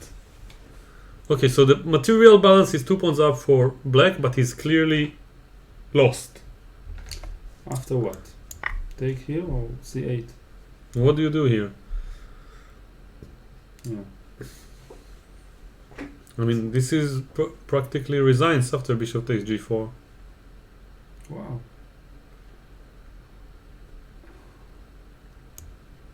This is checkmate almost. Why almost? It's checkmate. Bishop g5, but yeah. Okay, if you need to. No, Bishop e7, bishop takes g4. Yeah, this game will end very, very soon. And I wasn't. Okay, I saw it's very good, but like in 6 moves, it's Andrew over. decided to let us know Yeah. that that the personality of a person can change in a different language. So Yeah. yeah, might be the case here. You know, In Hebrew, I'm good in chess, but I think in English all the time. That's my problem. I'm a half Russian, so at the age of Wow. 22, Yeah, you're with me. yeah. So at the age of 22, I started to learn Russian, Mhm. and then I saw, how do you say? Oh, it took us before. Because of in Russian. Yeah. Потому что. You know this? No. Потому is it's because. Mm-hmm. Что Is what? what? It's Yes. because what? Yes. And like I said, okay, it's a nice thinking, you know. So Yes. in different language, the mind thinking Mm-hmm. Differently. Yeah. Maybe we should learn Russian and think chess moves in Russian. That's why I quit learning Russian, because they have Miyachkin znak. Of course. Obviously. That's why I quit when you Russian speak, as you well. say oui, and I can't say this without the face. E. Like you said, не помнишь и. E. Yeah. So then I said, it's not for me. Not for me. Yeah. So, yeah. Yeah. It's because So, of my mother. She didn't speak with us Russian. Smart. Yeah. She wanted you guys to belong. Yeah. Be a part. Great. So Queen Corona. takes g4. Bishop d5 on the board, but Queen h5. Wow. What a nice touch. Fabi doesn't want to an endgame piece up. He Yeah. wants to finish him off right Yeah. now. The time is now. The time is always right now. So it's. Rook g5 is being threatened, and after this is quick mate. Queen g6, queen g7, rook e1. So in this case, queen h8, queen h7, and rook e1. Once again. Mate. So after queen h5, we And what about expect king f8? black to resign soon. King f8 there? This is what we said, no? I mean immediately, or Doesn't matter. this is what I said Check, here? check, Yeah. and king f8. It starts posing Yeah. to the other line. There you go. Okay. Yeah. So this game is practically over, and we can expect to see a resignation soon. By the way, Ofir, what do you think about this topic or concept of resignation? Do you think sometimes people resign too early for the fans who are not professional chess players? Yeah, there is some position when if you said I don't understand why he resigned, I guess this is a position. We have the first result of the day. Great. Congrats to Fabi. Like in this position, why did he could have played f6 and then knight f5 and then he was maybe feeling it's a little bit humiliating. So we don't. Yeah. It's funny now the Lichess program suddenly gives question marks and exclamation marks to some moves, like you see h5, bishop f8, and so on. Yeah, because no, actually it's right because let's go back to the 27 moves. 27. We thought here it's okay. It's not nice for black, but Yeah. it's not losing immediately. Come Yeah. on, like you just need to like one okay move and you're okay. You're like, it's like +1 or +2 even, but with a game. Yeah. But to lose like that after 3-4 moves. Let's try out the second one. You see, we have letters on top of us. Yes. That keep moving. I know why, but I don't know how to fix it quickly. Not that busy. Now it's fine again. Okay. So here. So what about the Berlin? Where's the game? It's also ended, no? In a draw. So, as usual, Gershuk found himself in a position where he is under 3 minutes. Now he played bishop g5, King h7, King g3, Rook b8, Rook d3, Rook e8, Rook ed1, b5, and everything was exchanged. And they agreed to a draw exactly on move 40 when they were allowed to. Oh, really? They're Yeah. only allowed to. Okay. Yes. And if they want to go back on moves, it's okay. Repeat moves? Repeat Yeah, moves. before move 40 it's possible, yeah. But they just didn't. Okay, this game, number 3. After Rook d3, knight e7, my prediction took place. Rook ad1, Bishop g7, e3, King g8, Rook 3d2, Bishop a4, Rook e1, Bishop back, Knight back. Going back with the pieces. Yes. He wants to recapture with the knight and put pressure on this pawn. Okay, white is putting pressure.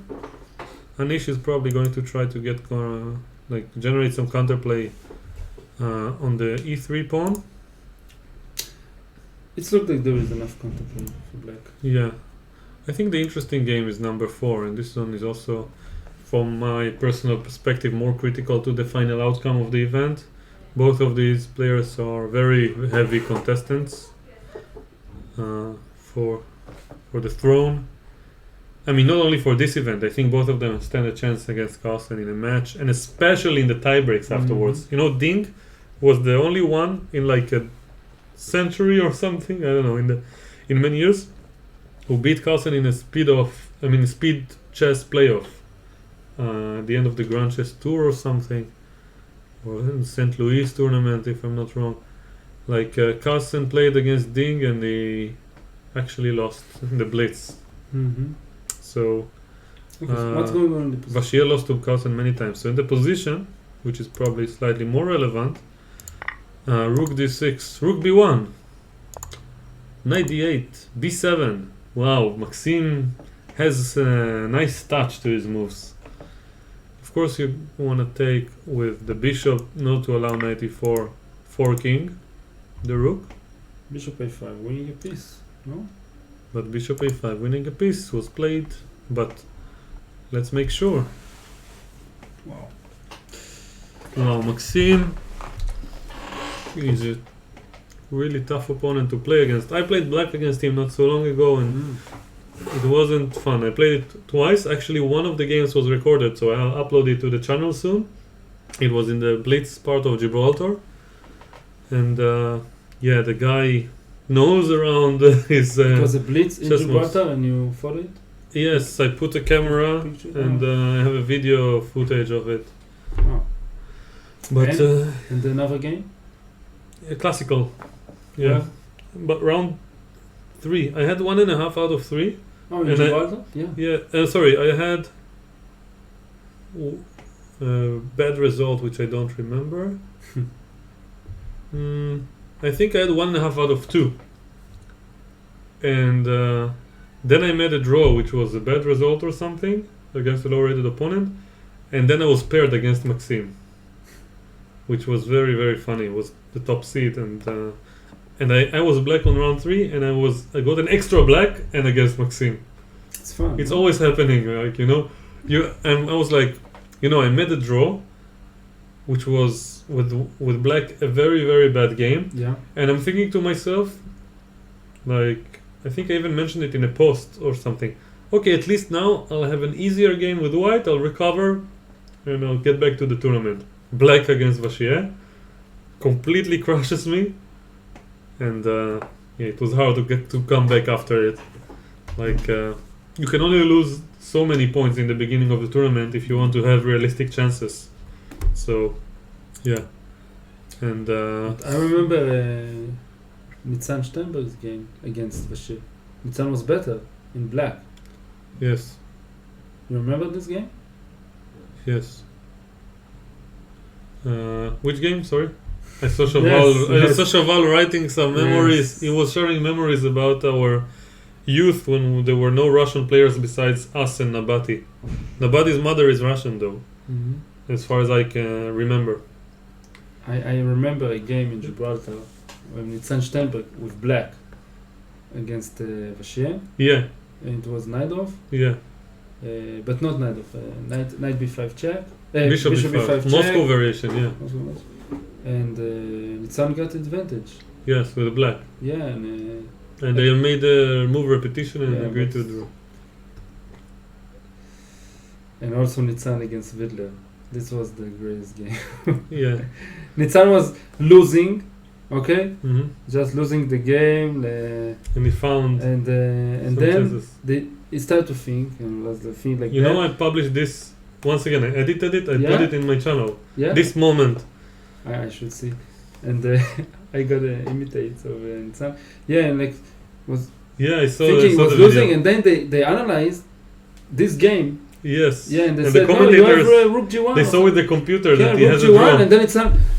Saw it and he Oh, was yeah. like, Rook G1. Yeah, and he said, yeah, come on, do it. And he said, no. He said, no. But he said, yeah, do it. Yeah. everyone were happy. Yeah, They were it like was- clapping. Yay! It was with the head. And Yeah, he was like so happy. You could see like for the couple of it's like seconds. it's like he heard them. He heard them. Yeah. Yes. He was hearing them. Yeah. Ah, Bishop A5. Wow. Imagine. so this is the Imagine. best. Oh, he resigned. Yeah. He resigned. Yeah, it's losing. Wow. Dingley Ren, my favorite player to win the tournament. 0 out of 2. Because come on, you lose a piece. Because come on. Whoa. So what thing missed? Oh, Um, it was. Wow. He missed B7 for sure. What about this? Yeah, the game probably goes on. Bishop F7 doesn't seem to work that well. I mean, the game is going on, but I don't know. 94 okay. probably. Yeah, but this is winning. Yeah, this position is winning. Yeah, bishop. Yeah. Totally winning. Oh, Ding, poor Ding. I told you that white is better, and I said, no, come on, it's the initiative. No, it's not the initiative. It's just Lost. winning. Yes. Wow, Maxim. Wow, chapeau. Okay, so we have 2 more games. Okay. No, 1 more game. Two. Oh no, One one. game. One This is last draw. game. Last One game. last game. Wow, today has not been a very long day. Actually, I'm pretty the surprised. office. No, I'm pretty surprised. How come? I thought that would be long games, you Yeah. know, I this one, like this one. Yeah. Like, you know, Yeah. Imagine that they move by make. move. Yeah, here That's- Geary is approaching time pressure. So, I mean, I expect some exchanges. I have a question for you. How much the winning of a share is from the opening, and how much is like? I'm sure that Vache is no like this idea is like how much is opening and how much is from the middle game. So you see, the program here helps us. It shows F5 question mark exclam. Dubious move. Dubious move. So after this F5 move, Vache took over, and here after Queen G2 F4 No, was a mistake. but So from the beginning. no, but if we see, and then Bishop B6 was a mistake. So in this position, things already went wrong for Black, according So to it's not the side. the So opening. It's not the opening. I mean, after A4, White got pressure, which is a lot in this level. Okay. And F5 was a nice idea, practically speaking, but yeah. So, in my opinion, Mm-hmm. in my humble opinion here, when Black decided to play D6, he went for a positional game, and A3 is one of the main moves, of course. And when he plays this Queen D7, Rook E8, Knight D8, he needs to know his stuff very well. He needs to know the plans. And what a lot of top players do nowadays to avoid getting pressured, even if the computer says it's equal, sometimes practically it's really unpleasant. So players like Aronian or Wesley So or Svidler, I've seen like trying to play by force. So I cannot really say that I understand all the details here, but if you play such a line, and assuming that it is okay for Black, and you study everything and you know the forcing line and you play actively, then you are risking yourself much less in this kind of level. And also there is the psychological aspect that if you make a good game here and you make a draw, the next opponent will not even try to go for it against you. And the problem with d6 is that even if he had made a draw, and for some reason after f5, let's say white had the advantage, then the next opponent will prepare for it. And he will have to prepare improvements. And there will always be new details in these positional, long strategical games, where white, in the Spanish, in these typical positions always have some kind of small pressure. So I really like the forcing approach, especially among professionals, as black. And it has the added value that once you know your stuff very well, Aronian is a good example. He plays the marshal. Yeah. Everyone knows he plays the marshal. I just thought about it. Yes, everyone knows he knows his stuff. So they play some random sidelines, and then he gets winning chances. Yeah. That's the idea. When your main line is very good, then so people start to go to sidelines, and then you. Thank you, Cheval. I will say later what you mentioned. Yeah. What? I should just finish. That.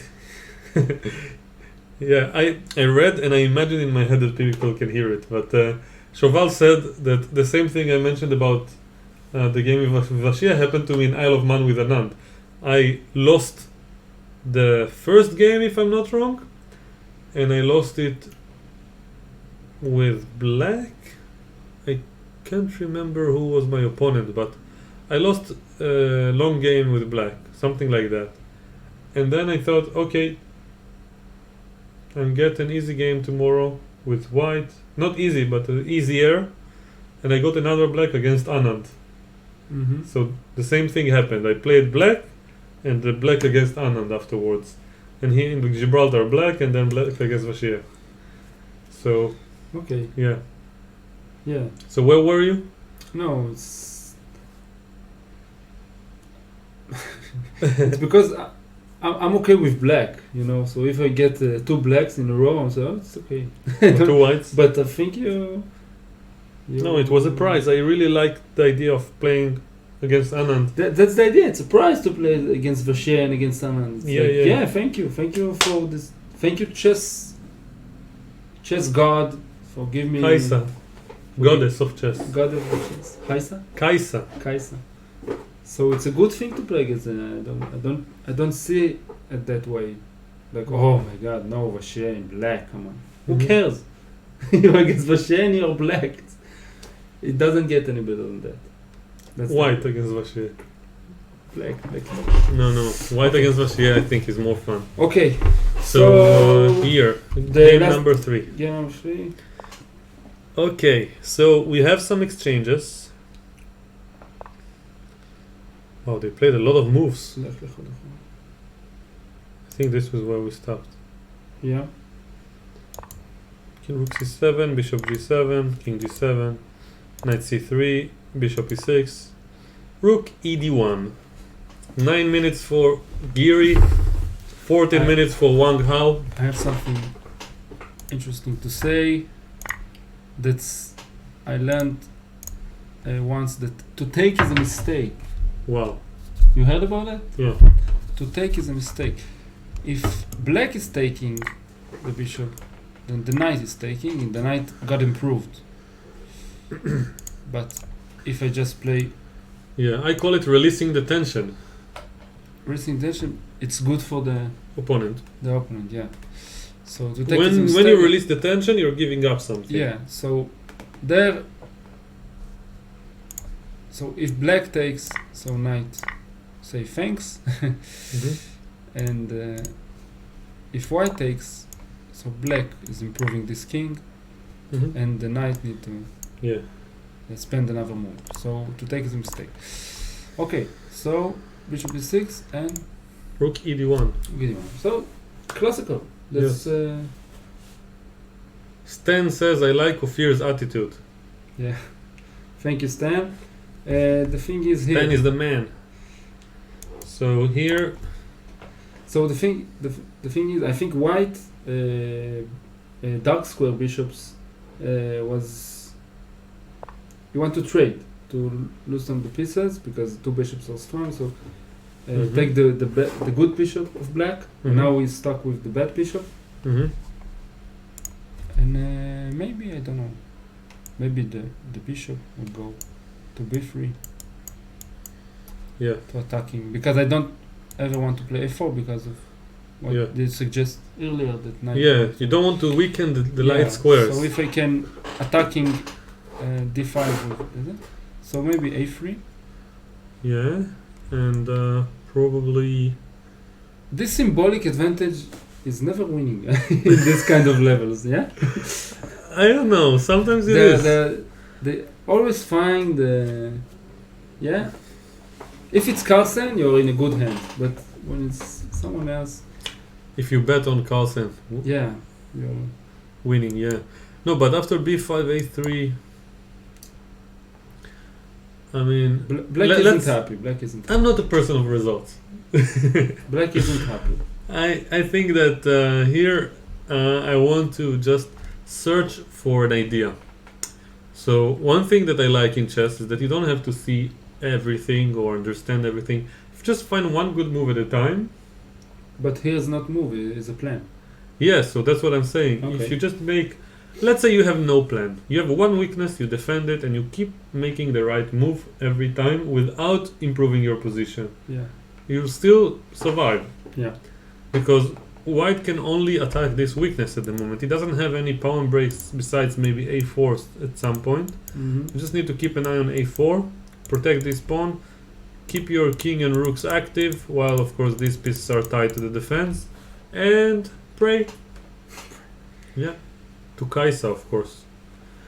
So pray that you won't be a prey. Yes, that's a nice one. So what is black plan? You have 8 minutes for Rook b8. This time it wasn't as good as before, but I really thought about it. What do you want to do? Before. But what do you wanted to do before? Before. Rook c6 to keep a6 alive. Yeah, he's planning to support b4, and also probably against a4 he will be a little bit more prepared later on when the time arrives. Okay, let's say I'm playing my idea. All right. So let's say, and then you play b4. Yeah. Yeah, this is already fine because b2 also becomes a weakness. Okay, of course not. Maybe b1, but b4. When you play b4, you have a game. Yeah. Okay. So I don't want to allow you that.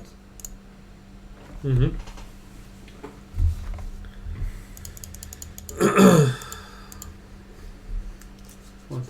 Nothing. I just went back too much. Rook b8. So rook c6 and b4 is a plan. And when I play b4, you have a problem with c3 and c4 squares. For example, knight a.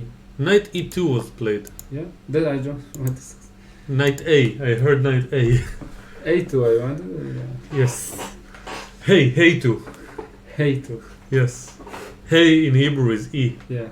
So I want to play to f4 or d4, I guess. Yeah, he wants to go here or there. Very good. I mean, he's practically made this move like for the third time in the game. He goes knight c3, knight e2 all the time. Because he's not sure where the knight is belongs. Yes. Yeah. Maybe here, maybe there. He's trying to create a quantum entanglement situation. He hopes if he does it enough times, it will be both on c3 and e2 for all of his needs. By the way, have you heard of it? What? Quantum chess? No. It's a variant that it's not public yet, but I think it's in the making. And the point about quantum chess is that if you can make normal chess moves, but you can also right click and move your piece, and then the piece becomes two pieces that are 50% here and 50% there. And only when 50%. Have you heard of quantum mechanics? No. Oh, okay. So like there is this situation which is called quantum entanglement, Yeah. or let's say superposition, when it's in two places at once, and only when you use a microscope to watch it, the microscope spreads a little bit of light, so it makes the system collapse. So you can, if you can see it, it's only in one place, but if you don't watch it, it's in both places simultaneously. Okay. So the thing about this game is that you can make a move, and it's 50% here, 50% there, and only when you capture it, then there is like a pairing, and you either capture the knight or you move to this, like the knight wasn't there and you lost a move, and you just go back to the previous position. So I think quantum chess is one of the best variants ever invented. There is a video about it on YouTube. If you write it in the search on YouTube, quantum chess, you will find some video, I think, with Anna Rudolph and the inventor. And they speak about it and explain. They actually play the game like to demonstrate, and they mentioned that the guy is actually a doctor of physics, who want quantum mechanics to be more accessible to the public. So by showing it through this chessboard, people understand the concepts a little bit better. There are different concepts. There's not only superposition, and of the Wang, nice ones. What about him? You're losing it. He's gonna take the beef. Nice Wang, yeah. So the guy is when back in the day, Wang Yue had the higher rating, and he also had a streak of like 80 something games without losing, and both of them 80 games without. They were both the top players in China, and I couldn't tell the difference between them. Yeah, me too. I never. Like it was really difficult to follow the top tournaments when you see them in different events, and they also play the same openings at some point, I think. So yeah, rook a8. Okay, so he took and played rook a8 for activity. Yeah, I think because after rook a1 there, it's not so good for black. Yeah. Yeah. So the thing is that your bed on the stream was interrupted at some point, but it's still working. Yeah. The thing is when you're strategically bad, yeah. So you need to do something active. If Yeah. you will just stand, Yeah. you will fall apart eventually. So activity is the most important thing here for black. Yeah. You need to do something, even lose a pawn, but Rook b2. So he overprotects b4 and prepares to take here, and he hopes that whatever rook comes to defend, he will just grab the open file. yeah, let's check if you would have taken immediately If you would have taken the beef. then this would take place. And I suspect that even though white is a pawn up, this should be a draw, especially No, because but this if you pawn want to, if he could have played this position, he would have gone there. maybe he thinks this is a better version, because now he wants to take here and he gets the open file. He keeps the pieces on the board and the pressure is ongoing. So I like his choice. Rook a4 now was played. So Geary, I liked before. yeah, before was really nice. Annoyed I didn't come up with it myself. No, I thought about it, but the C line was. Yeah, we always kind of think Yeah. about it or sense it, but you know, They back it up. we with don't. variations. It's. I'm not speaking about playing it in the game. Just say it out loud. Yeah. This is like, say it with confidence. Think, evaluate it as a good move, but we're still a few steps away from actually making such moves. So, yes. You told me once that I said, how Carlsen is so good, like initially, like with, This is the like- hand. How come Carlsen is so good? No, playing with the hand, and then you said to me, he calculates everything. He calculates every move a lot. People think it's like easily come up to, but just He said in an interview that 95% of the time or something like that, he ends up playing the move that came up to him in the first second. But he spends a lot of time on the clock verifying and making sure that there are no better moves. So it's So half then the you- answer. Okay. Like so his intuition is very powerful. In the sense, his intuition calculates everything, but when he verifies, sometimes he finds holes. And by the way, I watch his blitz games. I really love watching his banter blitz videos where he plays against other strong opposition. Banter blitz? Banter blitz is when a player Yeah. is streaming themselves, recording themselves, usually on Chess24, and playing blitz against different opponents, and explains. In the banter blitz, they usually explain what's going on. What is this word, banter?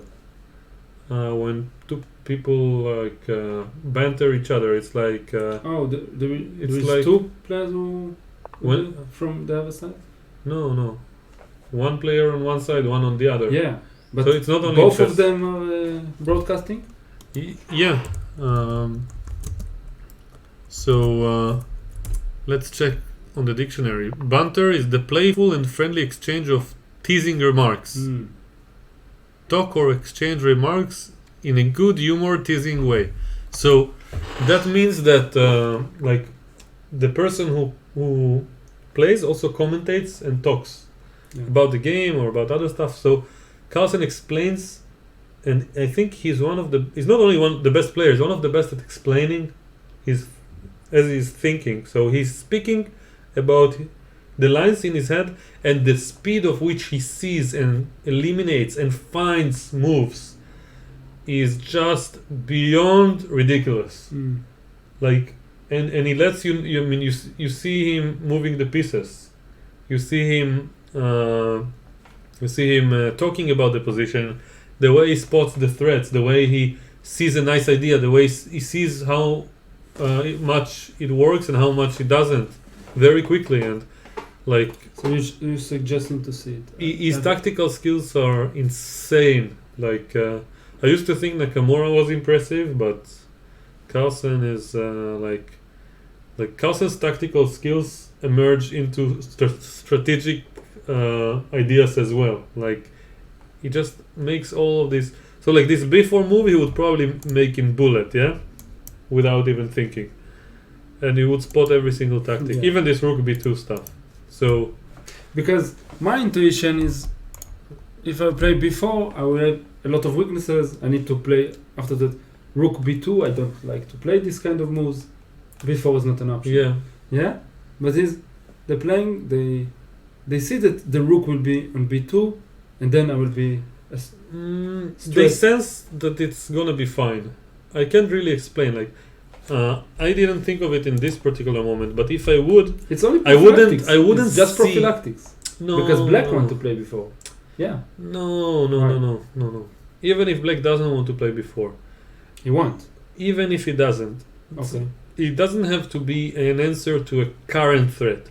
It's just a principle. Like, it's generally good, to fix the opponent's pawn on the color of his bishop, and the square when you can attack it. And when you sense this move, you don't see rook c3 and you don't see rook b2 will come later. You just feel that this is the way. My coach used to call it moves that you do by hand. Okay. That's in the end game, in the rook end game, 3 versus 3, and one of the players has an outside pass pawn, and you have a tempo. So a strong player always plays g4 because this is the winning plan. And this is a move you make by hand. You cannot think about this move. It's like you have to see. Yeah, but here you just have to see that you don't lose a pawn by force. And then, minimum. You don't have to see anything. You spot the move intuitively, and then you check it and you verify that it works. And when you see such healthy moves, you have to prove why it doesn't work, not to prove why it works. That's much easier. You don't have to find any excuses. This move is good. Now rook c3, is it working for black? And if you see a good move against it, then you can already play it. So back to the lab.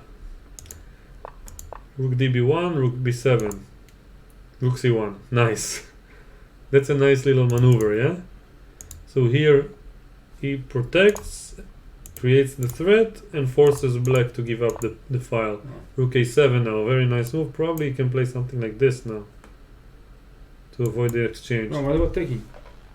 The beef With the knight. With the knight. What's the diff? Nothing here. Rook rook- c7. rook c5. Rook takes. Oh, e7. Wow. Yeah. If we go here, go here. You can take or something. Oh no. Okay. Yeah. Oh, they played it. Knight takes b5. Wow! I think white is taking over, and Giri has only 2 minutes. Wow. Yeah. But it's already move 40. So he has one more move to make.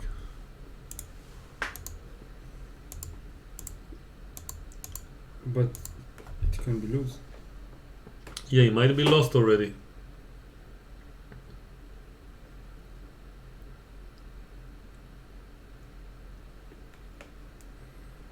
Andrew added to my comments about Carlsen that Carlsen's blitz games are insightful. Just a moment. I want to see if it fixes the stream. Yes, it does. Okay, so white won a pawn. One a pawn. And a healthy one.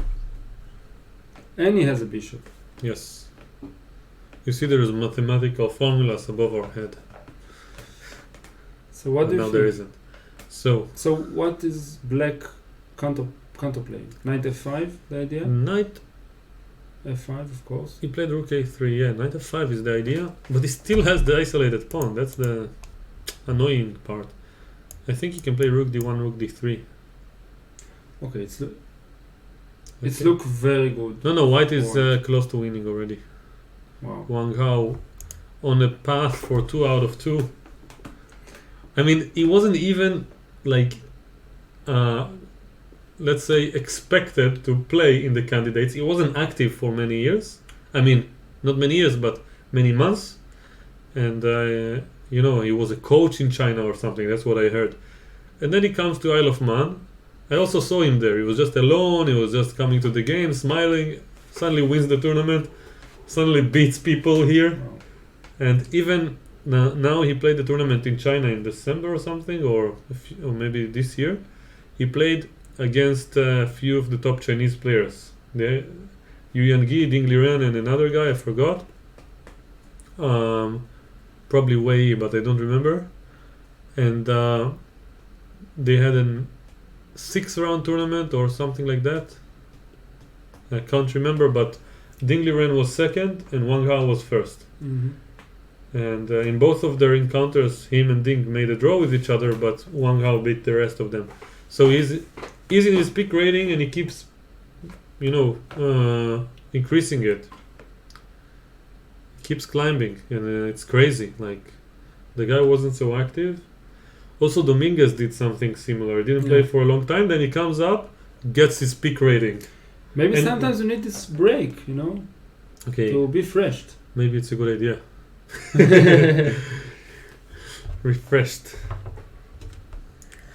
No, I don't think the break was a good idea. I think it was just good.